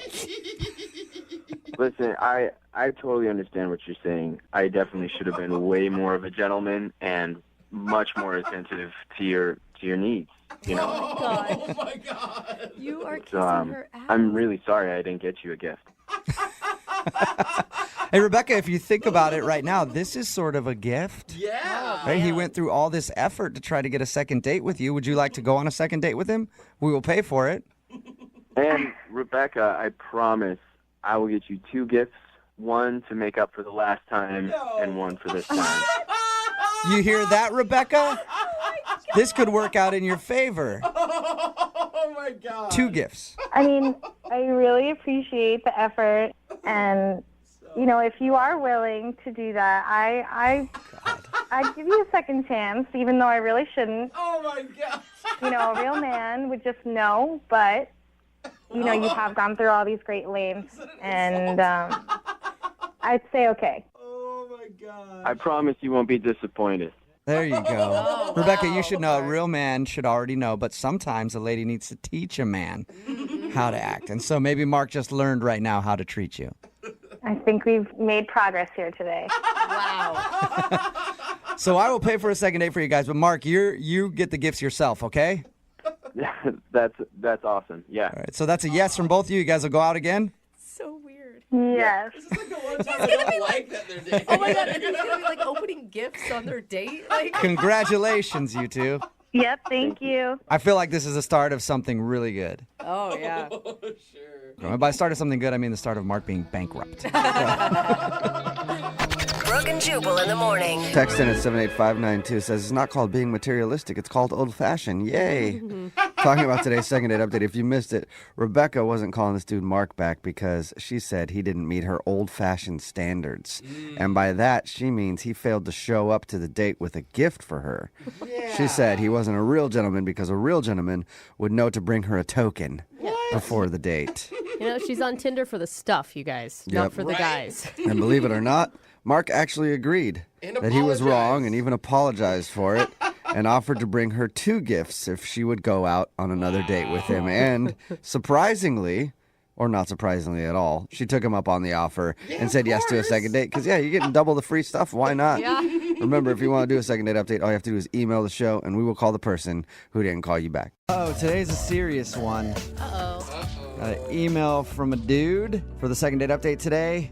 And it said that he met the woman of his dreams. Oh, I love and these that ones. He swears he is madly in love and that they're going to get married and grow old together, and he just knows it. It's like I can hear the eye roll in your voice. It's not an eye roll, it's stress, because now I have to talk to him on the phone while holding back vomit. And that's difficult for me, but I'm going to try anyway. Tyler, what's up? Hey, man, sorry to make you vomit, but I am definitely head over heels in love. Why would you do that to me right now? I had just gotten over that little tingly feeling in your throat, and it's back now. I hope you have a toilet nearby because this is serious. Oh, my God, that's so cute. How did you fall in love after one date? Well, we did go on one date, but I actually spent a little bit of time with her before the date. We sat next to each other on an airplane. So Oh, okay.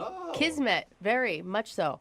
I think so. I mean, I thought she was gorgeous the second I saw her walking down the aisle. I couldn't believe it when she actually sat down next to me. I know, that's the best feeling. It's only ever happened to me one time, but you see like someone attractive walking, you're like, please sit next to me, please sit next to me, please sit next to me. They always pass you by. Yeah. One time it happened and it was the best. I asked her out and she said no. But apparently this one said yes. That's a really awkward awkward plane ride. I hope you waited till the end to ask her out. I did. Okay, I did. that's good. Yeah, but it was on the landing, so there was still a decent amount of time to sit there Right. like, oh, you idiot. My ears are popping. My Yeah. heart's breaking. Anyway, Tyler, you had the opposite experience, so that must have felt good. Yeah, it did feel really good because we were getting our baggage together. I was super nervous.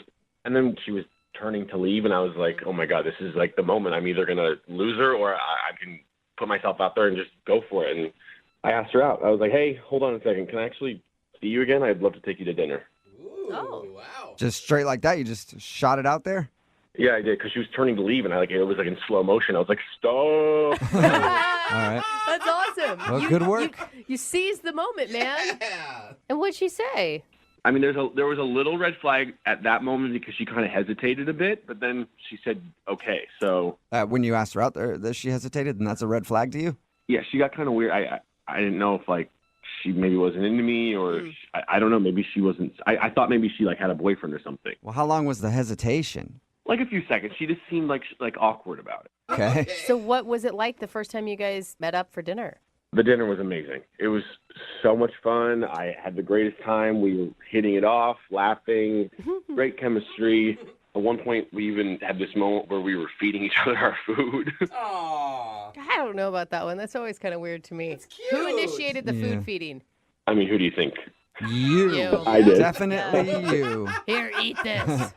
I mean, it was done like in a joking way. Like I know it sounds weird, but like I had a burger and she had a crab sandwich, and she asked me for a bite, and then I like held it out like I didn't like I like put it in her mouth basically.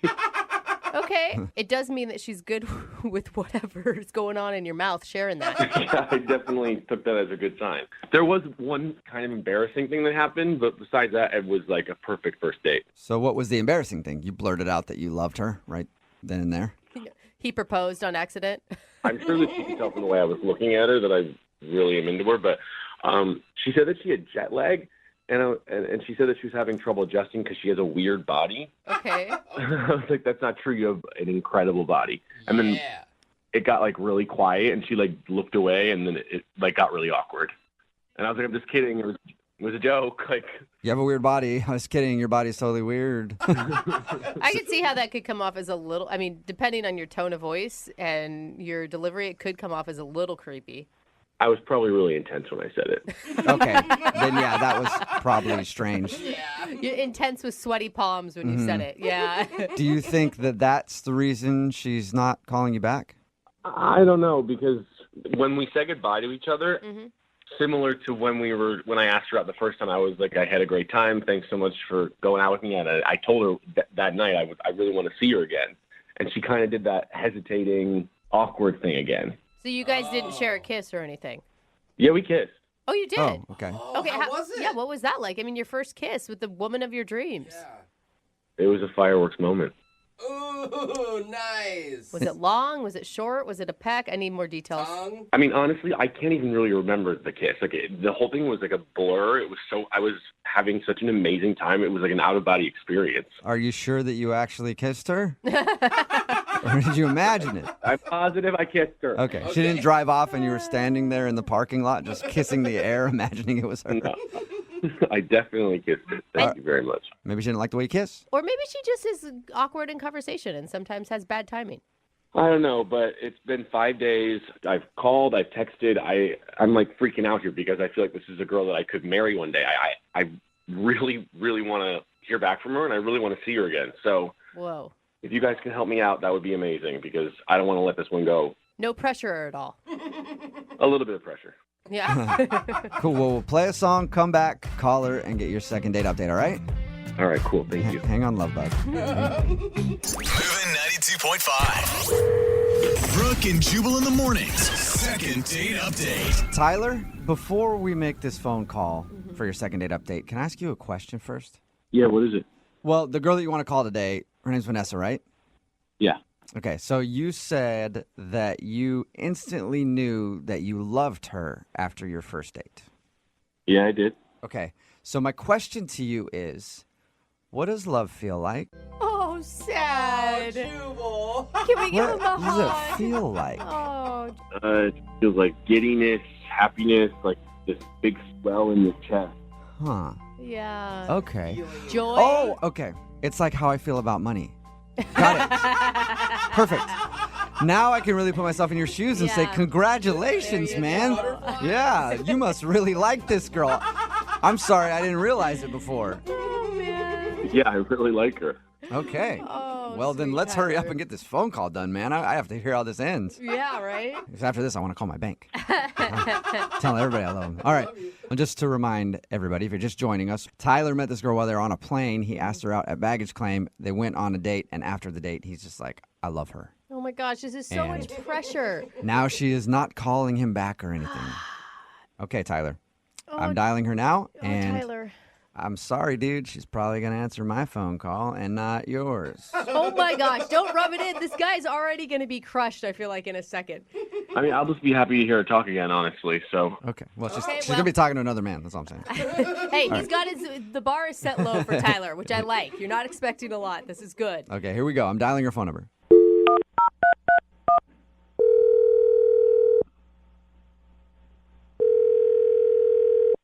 Hello? Hi, can I speak to Vanessa? Who is this?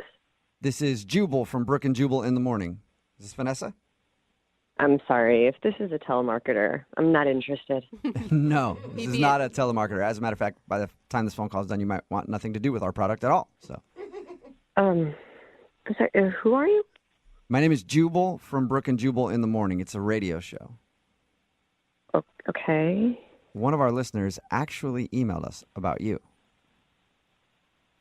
All right. Okay, and he gave us your phone number, so I thought I'd dial it and see if you answered. Wait, someone gave you my phone number?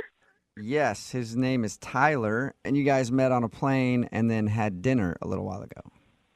Oh. You remember Tyler? Yes, I remember Tyler. Okay, that's... Okay. Well, Tyler definitely remembers you, and he's been trying to get a hold of you, but you haven't been calling him back. So Oh, no, I'm sorry. you don't have to apologize to me. I'm fine with it. No, I mean, I'm sorry to do that to him. So wait, so you have guilt about it? About not calling him back? Yeah. You do. Wait, like... Yeah. Like in a way like, oh man, I should have called him back. I wanted to and I haven't gotten around to it. Or in a didn't know how to let him down way. Like, in a way I'd like to see him, but I can't. You can't see him. It sounds like maybe you're in a relationship or married or something. No, it's not that. Okay. So you're single. Yes. But you can't see him. No. You went blind. It's not that. Okay. Well, if you could maybe tell us a little bit so that we can talk to him, because he said that he really liked you a lot. Yeah, he's like smitten. Oh, man. It's not going to make a lot of sense to people. Well, Try us. we're pretty weird, so try it. And we might be like, oh, yeah, that makes perfect sense. I wouldn't call that guy either. Did he do something wrong? Not exactly. It's my parents. Your parents? What? Yeah. How would your parents even know about him? Haven't you guys you've been on one date. This is the part that I know that people don't really understand. Okay. Your parents are private investigators, and they track down each of your dates and find out about them. Intense. Not exactly. But close? Wait, what? What? You have to tell us. I mean, my parents are just really protective. Okay. You know, they love me, and I really trust them. I respect their opinion. So you told them that you met this dude on a plane, and they were like, no! Not exactly. But kind of. How would they even know him? I mean, did you, give them information about him? Not exactly. Not exactly. So how do they know about this guy then? Well, they were there. Wait, they were where? They were there at another table. They were at the restaurant? What? On your date? Yeah. On purpose or on accident? Good question. Well, like I said, they're just very protective, and It was on purpose. I really trust their opinion, and they care for me, so They wanted to be there. What? So Wait, where they were like sitting at another table watching him to see if it was a good date or whatever? Yeah. Is this something you do often with your parents? Like every time you go on a date, you tell them where you're going to go and they show up too? Oh, yeah. I mean, I really care about their opinion, and I know that they care about me. Yeah, but like I care about my best friend's opinion and I want my mom's opinion, but I trust that I can get their opinion without them actually being on the date with me. I know that this is hard to understand, but this is what we do. I like that they're there. I like that they're lurking out for me. Okay, so let's get past that for a second. The whole situation of you bringing your parents along. Yeah. Everybody's got opinions on that for sure, but I just want to know, did they not like him? Is that why you're not calling him back? Yeah. I mean, they said you seem nice, but I hate to say this, but that he dressed poor and that he didn't really put in much effort, not very cultured. So wait, your parents are controlling Man. and shallow? Like that is intense. They're judging people on what they're wearing? They're looking out for my best interest. And Okay. trust me, a rich, cultured man is the best. And I want that for all of us listening right now and in this room. Yeah. So why not just tell him that, well, you can't tell him that. So, Yeah, that's messed up. but if you like him, can't you tell your parents you're going to give it another shot and they could come along on another date? I mean, I trust my parents' opinion. They've never been wrong. Like, the one time that I didn't listen to them in my college years, I took on this roommate. They told me not to be roommates with her, and she wound up being a drug addict. So they were right. Don't you think, as parents, shouldn't they raise you so that you can be a confident young woman who they trust in making decisions for yourself? I trust myself to bring them along because I like that they're there and their opinion matters. Huh. Interesting.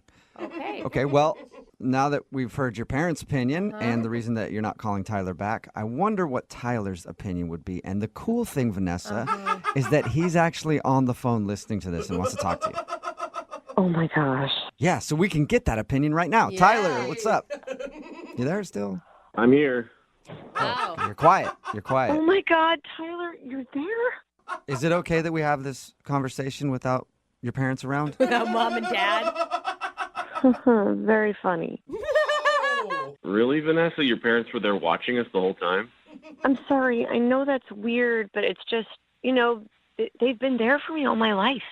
I don't understand why you didn't tell me that they were there. Why was it some secret? Now I feel like they were spying on us, which they were, I guess. I know. I'm sorry. It's just, if you knew if they were there, then you would act differently. They needed to see how you would act if we were alone. Dude, he was feeding her food in front of her mom and dad. Oh, yeah. I didn't even think about that. Super weird, man. I know. I'm sorry. And by the sorry. way, I'm not poor and I'm not uncultured. I'm actually a great guy. I have a good job. I have my own condo. I've been in a little trouble, but that's in the past. A little trouble, but that's in the past. What does that mean? Yeah, what does that mean, Tyler? Yeah. What does that mean? It doesn't matter. It's in the past. It was 6 months ago. Oh, my God. Were you arrested? You were In the arrested. past 6 months ago. I'm just being honest. It was 6 months ago. I've moved on. I'm just saying that I have my life together, and that's it. Hold on. What happened 6 months ago? It doesn't matter. It doesn't matter. Forget that I said that. Forget that I said that. It does matter. What did you do? I've served my time. I'm in a different place now. It was the lowest kind of. I was roped into it from other people. It's not important. I'm just saying that I have my life together. Yeah. Pyramid scheme. I want to know now, Tyler. Everybody wants to know. Embezzlement. Are we close? I'm not telling you guys. It was in the past. My point is that it was a great day. I just want to know if she likes me or not. And I just want to either move on or not. Okay, well, then I'll help you here. Vanessa, would you like to go out on a second date with Tyler? We will pay for it. What? I mean... We'll pay for your parents, too. Why not?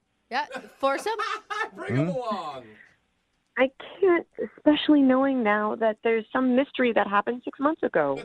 It was not even a big deal. It was the lowest felony charge you could get. I was roped into it. That's kind of the biggest deal. That's as big as it gets, It deal. was the smallest felony you could get. I barely even served any time. It was in the past, like I said. Wow. My parents were right about you. Okay. Well, I have to admit, I was kind of skeptical at the beginning of this call, but it may have been a good decision for Vanessa to bring her parents along on her date. They just got a bad vibe. Oh, my God. Are you freaking kidding me? Well, yeah, they thought something bad about him, and turns out he has a past, a criminal history. So, It's weird, man. Vanessa, sorry it didn't work out. I do have a question for you, though. Do you think it'd be cool if your parents came along on my next date? Because I could really use their opinion. They sound like they know what they're talking about. Brooke and Jubal in the morning. Brooke and Jubal's second date update. People do all sorts of different things to get over breakups. Like some people will change their appearance, maybe haircut or plastic surgery. Some people will stalk their ex on social media or even stalk them in person and follow them around to see if they're seeing anybody else. And then some people, like Lucille, who's on the phone, will do something incredibly weird. Weirder than what you just said. Yeah, like something I've never heard of before. What? Like they'll go on another date. Jubal, that's normal. Like they'll go on a date with somebody new. That's weird to me, Lucille. Oh, God. I had to give it another try. Yeah, but geez, come on, take some time and totally freak out and have a breakdown first. Yeah, I ate my share of ice cream. Oh, Okay. my God. Whatever you do, do not take breakup advice from Jubal Flag, okay? Well, your email said that you're recently out of a breakup and this was like the first date you were going on. So tell us a little bit about it. What's the dude's name?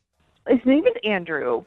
And this girl I work with had been going crazy, just saying, oh, my gosh, he's perfect for you. You have to go out with him. He was made for you, la, la, la.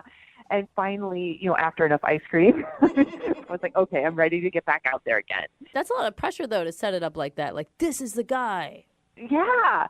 But, I have to say, he seemed really great, but it was a weird night. You cried a bunch about your ex while you guys were out on a date? Gets weird. I'm really proud of myself that that's not what was going on. But literally, as I was driving to meet him for dinner, I got a call and found out that a bunch of my friends from work had just been fired. And oh, no. That's including my friend who set us up. Dude, oh, that sucks. That sucks. That's like the worst news. And you weren't fired, just all your friends were? No, I wasn't. But, yeah, there was a whole group. And so, I found this out, just minutes before I'm walking in the door to meet him. And so, my phone is blowing up. Everybody's texting, trying to figure out who all is impacted and what happened and why. And you were offended. You're like, why does nobody care that I have a date? I understand. Why has it got to be all about them, But it really was. It was so, that was so heartbreaking. And I was so wrapped up in that this is so embarrassing. I kept looking at my phone and I was dealing with all this stuff. When I looked at my phone again, Andrew had texted me a picture of the menu. No. Oh, man. That's when I was trying so hard not to, I just kept saying, I'm so sorry, I have something big going on right now, because I didn't want to spill the beans. It's our mutual friend who was one of the people impacted, and I felt like it really wasn't my place to share that. So he didn't even know exactly why you were obsessed with your phone. No, I was trying so hard not to ruin the date. At the same time, my heart was breaking for all my friends. Yeah. I wanted to be there, and I wanted to give it a shot. And obviously, I just didn't do a good job of that. Did you ever tell him why you were obsessed with your phone? When he sent me a picture of the menu as a text and asked if I thought, maybe I'd want to order at some point, that's when I wanted to cry, because I'm realizing that I'm completely ignoring this great guy who's sitting in front of me. He has no idea why, and just thinks I'm a total jerk who, can't get off of my phone. So that's when I was like, okay, I have to tell you something. It's I just found out that a group of my friends, have been fired. And then he was super nice about it. And he suggested, having a rain check and doing another time so I could go be with my friend. And yeah, totally. And you're so distracted. There's no way that you can put the right amount of energy into a date. Right, and it made me like him even more, because I felt like he was so understanding, instead of being like, well, you shouldn't have wasted my time, or he was just go take care of this, go be with your friends.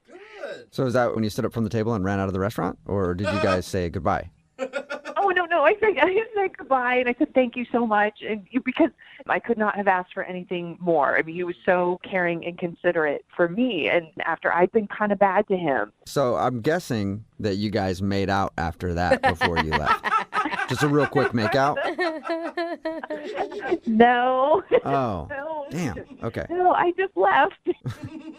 I mean, I texted him later and thanked him again for being so considerate and said that, I was looking forward to, rescheduling. And now, unfortunately, it hasn't happened. So why do you think that he doesn't want to go out with you again? I don't know. Maybe he didn't like what I was wearing. Maybe he didn't like the way I looked. Maybe he's just upset because, the whole thing, with me on the phone. Well, the good thing is it doesn't sound like you've been thinking about it at all. Oh, my gosh. I'm obsessed. It's upsetting. It's really upsetting. I'm sure it was the shirt you had on. No. Men, I've heard, you wear the wrong sweater and everything's over. You never know. I swear. It's horrible. Because I'm like, why is this not happening? Okay, well, we'll play a song, come back, and then call him and get your second date update, all right? Okay. Come up with a few more theories while we're waiting. Okay, I probably will. All right, hang on. Moving 92.5. Brooke and Jubal in the mornings. Second date update. Hey, Lucille? Yeah. Before we call the dude that you want to call today, I think maybe I figured it out. I think there was some mixed signals and you didn't pick up on something. What? What do you think I missed? So you showed up to the dinner, you're looking at your phone, and then he noticed so bad that he texted you a picture of the menu from across the table, and you saw that and were embarrassed, right? Yeah, it's horrible. What I think was he sent you the picture of the menu, and he was hoping that you would send back a picture of yourself being like, this is what's on the menu tonight, in my opinion. What? Oh, my God. You missed the signal, and that's Okay. why he's not calling you back. If that was a signal, I don't think she wants him to call her back. Yeah, maybe he's not as great as I thought. All right, we're about to get him on the phone and find out why he's not calling you back. And just to remind everybody, you had to leave the date early because you were so distracted, and he was actually pretty cool with it and understanding, but he is not really excited about setting up a second date. Yeah, that sums it up. He's just not really, trying to schedule a date. Okay, and your friend who set you up with this guy, who she thought this was going to be your dream guy, has she given you any report on what's going on? Well, since she just got fired, I feel bad because I didn't really want to bring it up with her. She kind of has other stuff to deal with. No, it's all about you. Come on. Yeah, seriously. In my world. Yeah. All right. Well, I'm going to dial his phone number right now and see if we can figure it out, okay? Okay. All right, here we go.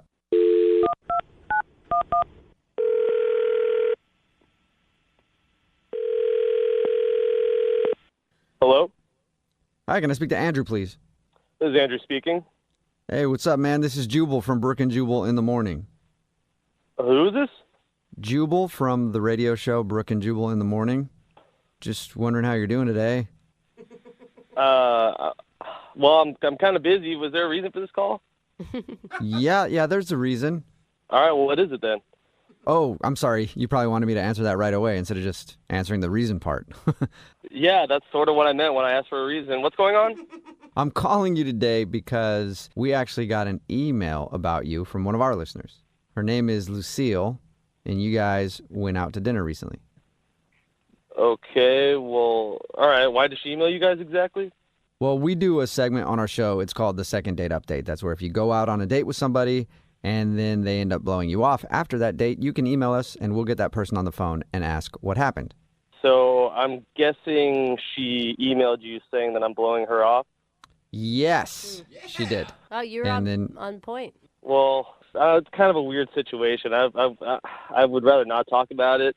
I mean, but she thought you were pretty cool and also understanding of the fact that she was distracted on her phone the whole time because her coworker, I guess who's a friend of yours, got fired.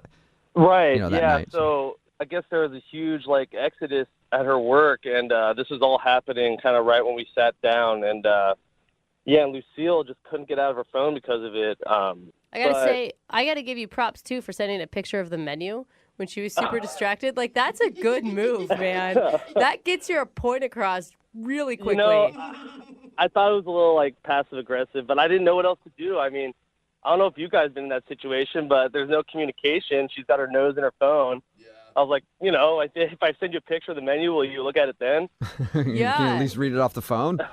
Yeah, I mean, I don't know. But once I did that, she sort of told me what was happening, and I felt really bad. That was rough. It kind of put the egg in my face a little bit. But yeah, because you'd been probably calling her names in your head up until that point. Like, oh my God. I could have went way worse in the text. Yeah, that's a good point. All right. I was teasing, man. I was looking forward to getting to know this girl, and it was just like stonewall. I couldn't get by at all. But is that the reason you don't want to go out with her again? Not at all. I mean, our friend getting fired with a bunch of their coworkers, that's serious business. I probably would have done the same thing. Yeah, totally. But I got to say, I don't feel as bad anymore. Whoa. Why? What changed? Well, I checked in with my friend after the date like she wanted me to. She was obviously really curious to see how it went. And I guess she heard that Lucille, while she was quote-unquote consoling her friends during this hard time, she shot an email to the boss applying for her friend's job. Whoa! After her friend had just got fired? Yeah, our friend had just got fired, and what she originally said was she was trying to make her feel better, but I find out in reality she's trying to steal her old job. And that's just, if she does that to one of her best friends, I can only imagine how she would break my heart. That's just, I've been down that road way too many times. So. But hold on, okay? What? She's not the one that got her friend fired. No, but come on. On the first someone's date, gonna get. Do you usually apply for jobs on your first date with somebody? I've never heard of that before. All I'm saying is that she was trying to make lemonade out of lemons. Like, she saw an opportunity because everybody else had been let go, and that was an opportunity to get a promotion, it sounds like. I hear that. Hey, make lemonade out of lemons whenever you can, but do it in your own house. Don't do it out at dinner with with someone you just met. That's like they got their own lemonade there. And I guess it's a little bit too like, I'm sorry, I'm so distracted. I'm just trying to console my friends and also trying to capitalize on some people that just lost their jobs. So it's I got a lot of stuff going on. Very shady behavior just in general. And not only is that incredibly rude to me, incredibly backstabbing to her friend. I mean, why would I want to go on a second date with her? Well, I have no idea. And then you can add one more thing to it because she's actually on the other line listening to this conversation and sort of has tricked you now into speaking with her. Jeez. She's on the other line, you said?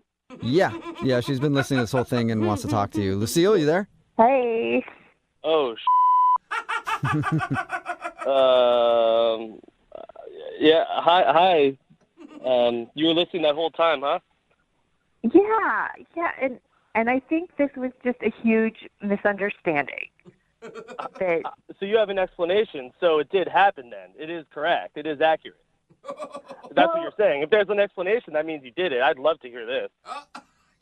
Well, I did. I emailed because we all know when things like this happen, when they downsize and all that, they reorganize, they shift everything, and I was fairly new there.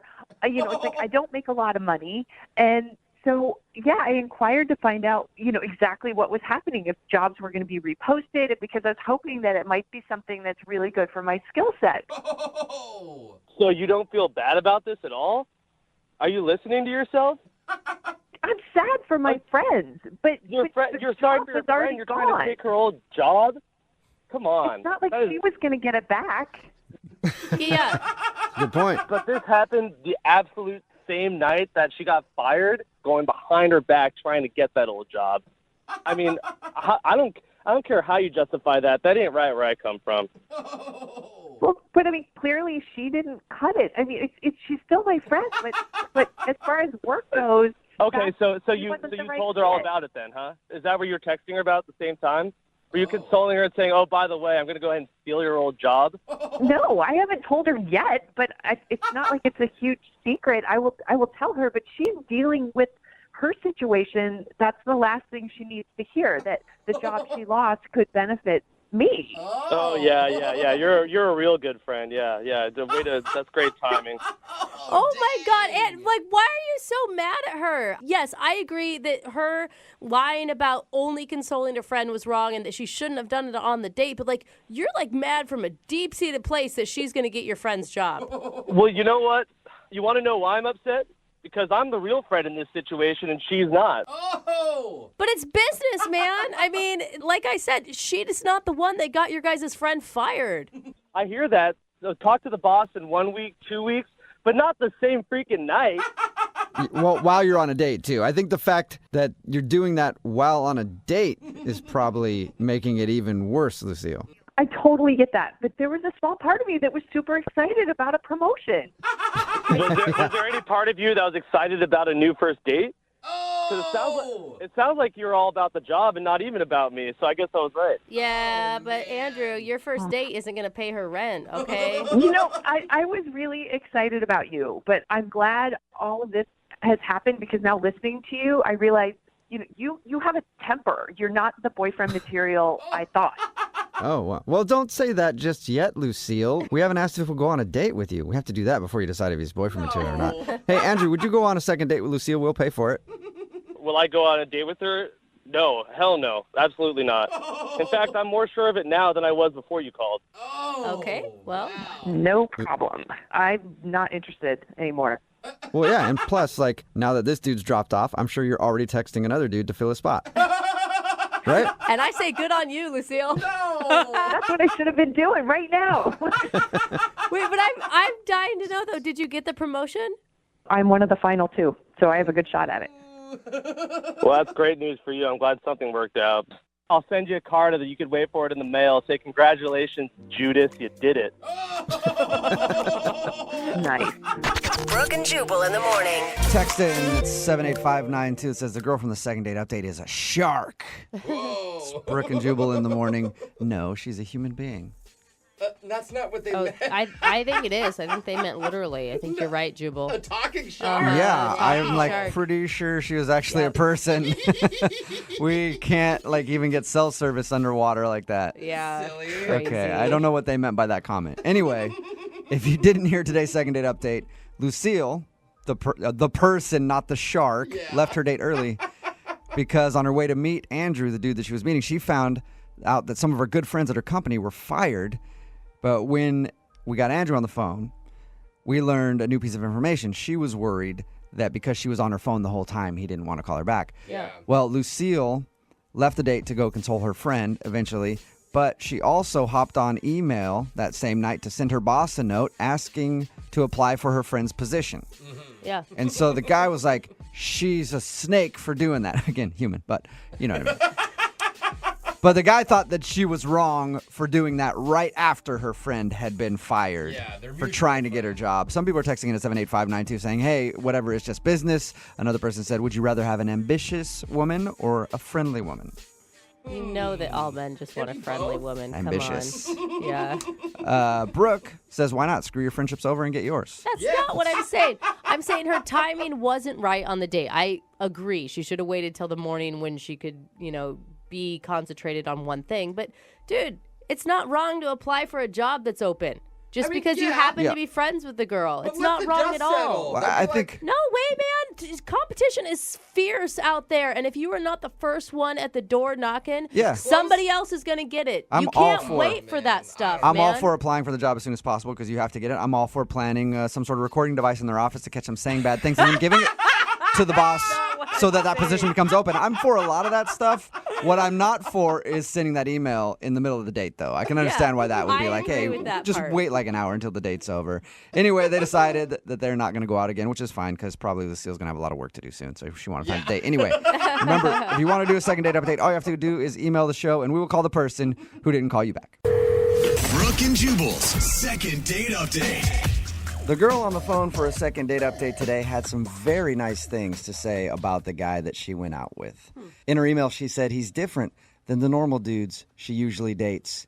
He's kind of shy, kind of nervous, and not that good looking. What? Yeah, Lisa, that's really nice stuff to say about your date. I mean, I've never heard such a rave review about somebody. I mean, I meant to say he's not like the classic like beefcake dudes that I've gone out with. Like he's cute, but he's not like Yeah, but you didn't phrase it like that, Lisa. You phrased it, he's not that good looking. Okay. Well, I mean, he's cute. Like, once you know him, he's cute. Yeah. I take got it- you in a bad spot right now, huh, Lisa? Can we just move on to the second date update? Sure. Hey, I'm not the one that called him ugly. You are. I never called him ugly. I never called him ugly. Where did you meet this stunner? We met online. Okay. And his profile looked great, but you never know, So we decided to meet in a restaurant. And he had actually gotten play tickets to go to see, some live theater, which I thought was really cool. So we met at the restaurant and everything was cool. He was nice and he was kind of shy. But Real he quick, came though, out- before we get into your date, how does it feel to be blown off by a guy who's not that good looking? We've all been there Does that before. bother you, Lisa? I will never live that one down. Oh my God. So you guys went out to the play. How'd that go? It was great. He actually held my hand, which was nice. It was a nice little touch, no pun intended. So I was like, yeah, this guy's really nice. He wasn't too, forward or it was just very gentle and sweet. You were attracted to him, though, even though you say he's not that good looking. Yeah, for sure. I mean, he's taller. I like tall guys, so He's got that going for him. Tall. So what? He holds hands. Okay, so I mean, you obviously were able to look past the fact that he's not the normal meathead type guy that you usually go out with. Yeah, I mean, I've gone out with some guys who are just like they don't even know what holding the door is. It doesn't even occur to them. And he had that very chivalrous sort of put you first kind of attitude. So I liked it a lot. He seemed interested in you if he held your hand.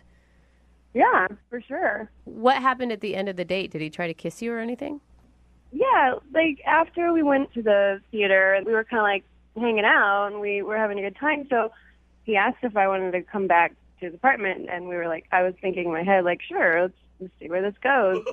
And while we were there, we were drinking wine, and he was kind of talking and opening up a little bit, and he revealed something that was a little shocking to me, but it was okay. He told me that he was a virgin. Oh, really? That's kind That would have made me want to leave right there because virgins are the worst. Oh, stop it. No, seriously, though. They really are. I mean, it was okay. It was okay. And I guess the second part of the story is he is no longer a virgin. Oh. Shut up. You took his V card, girl? Yeah, I mean, we had some wine. It felt right. So. And you were like, let me show you how it's done. I'm an expert. Why don't you let Mama teach you? Oh, my gosh. It definitely wasn't my plan. A little bit of wine in you, and then you were like, yeah, let's do this.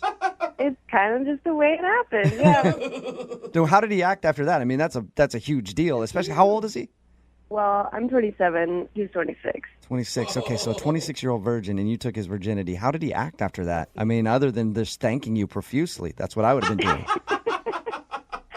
Everything was fine. It was great, and he was very sweet and gave me a good morning kiss because I spent the night. And yeah, it was okay, well, I'll talk to you soon. And we texted for a few days, and then I don't know. It was kind of one of those things that seems to happen. You just kind of stop texting. So he just kind of dropped off the face of the earth, huh?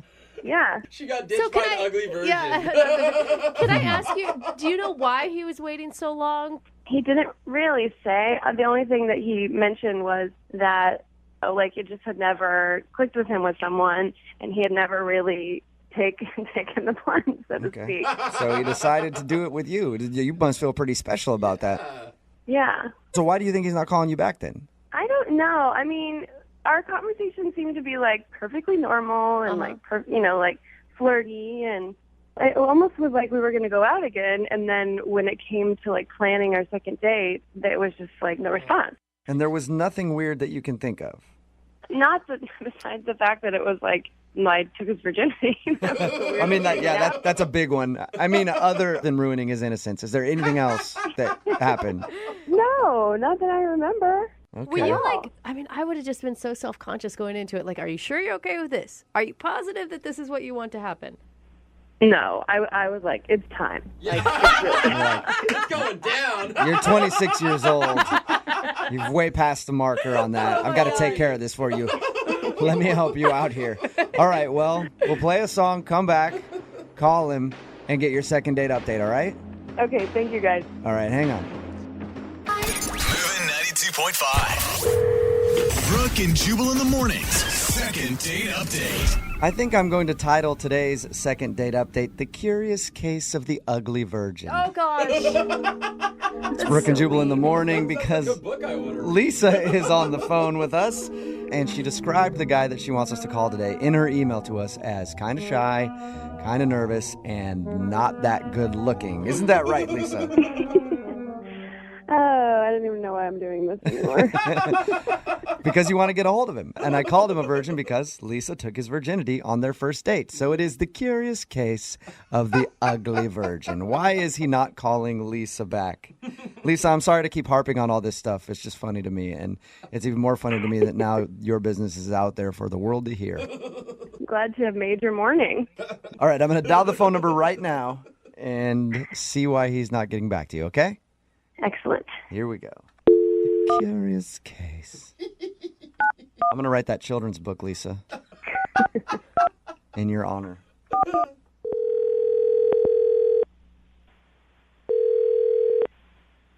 Hello? Hi, can I speak to Eric, please? Yeah, it's Eric. Eric, how are you? This is Jubal from Brooke and Jubal in the morning. Oh, sorry, who? Jubal from Brooke and Jubal in the morning. You okay? Yeah, I'm just confused, sorry. Oh, no, that's all right. Wait, who are you guys? It's a morning radio show. Oh, okay. Ever hear of it? Nah, no. Okay. Listen, I wanted to take a few seconds of your time because we got an email from one of our listeners about you. About me? Mm-hmm. It's a girl that you recently went out on a date with. Wait, what? Yeah, you recently went out on a date with a girl named Lisa. And since your date, you haven't been calling her back. So she emailed us and asked if we could get you on the phone to find out if she did something wrong. Really? Yeah, it's a segment we do on our show called The Second Date Update. Oh, gosh. You mind talking to us for a second about your date? Nah, really, I don't really feel comfortable. I know you might not feel comfortable, but she really is curious. She thinks she did something wrong. It would help us at least put her mind at ease if she could know, like, hey, I'm just not really into her or whatever, you know? Why didn't she just call me? She says she's been trying to call you, but you haven't been getting back to her. Oh, yeah. Let me ask you a question, okay? She told us about your date. She told us how you guys went to the theater and back to your place, and then whatever happened. Wait, she told you all of that? Yes. Oh, gosh. Okay. You okay, man? You don't feel comfortable with you guys knowing all of that. Well, it's not like she told us. It's not like she told us she took your virginity or anything. Oh my Don't worry God, about it. Jubal. What? Yeah. It's okay. She It's told okay. us. She told us all about your date and how she took your virginity, and she thinks that's why you're not calling her back. Is that true? Oh my God. She only had really good things to say. Oh, yeah, it's true. She took my virginity. Oh my gosh. So is that it? Is it just uncomfortable now, and you don't want to see her again? I can't believe I'm talking about this on the radio. Sorry, what was that? Say that again, sorry. Is the virginity thing the reason that you're not calling her back? Is it just kind of uncomfortable and now you don't want to see her again? No, not really. I'm comfortable with seeing her again. It's just, I don't want to come off like a bad guy or a bad person. Like a bad person? Yeah. Oh. Let me ask you a question. Did you lie about being a virgin in order to like... Oh, no. No, my mom told me never to lie. So you were a virgin? Yes, I was a virgin. Okay. Why would we think you're a bad person then? Well, she did, I guess, did me a favor, and like she took my virginity. It was awesome, but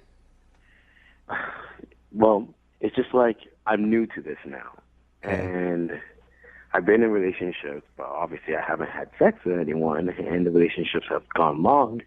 However, now that I've actually had sex, I'm just like, what the hell have I been doing? I kind of want to, explore some more now. You want to explore some more now. So you're not calling her back. Let me see if I'm understanding you correctly. You're not calling her back because you got a taste of sex and now you want to have it with everybody. Well, not everybody, but she kind of opened my eyes, and now I just kind of want to try with a lot of people. Oh my God, she unleashed the beast. Oh man, so okay. Happens to all of us, brother. And so you don't want to call her back because you don't want to be like exclusive to just dating her now. Exactly. Have you already slept with other people since your date with her? No, but I already went tanning to go out on another date. You have a What date? did you say? You already what? I went tanning. You went tanning.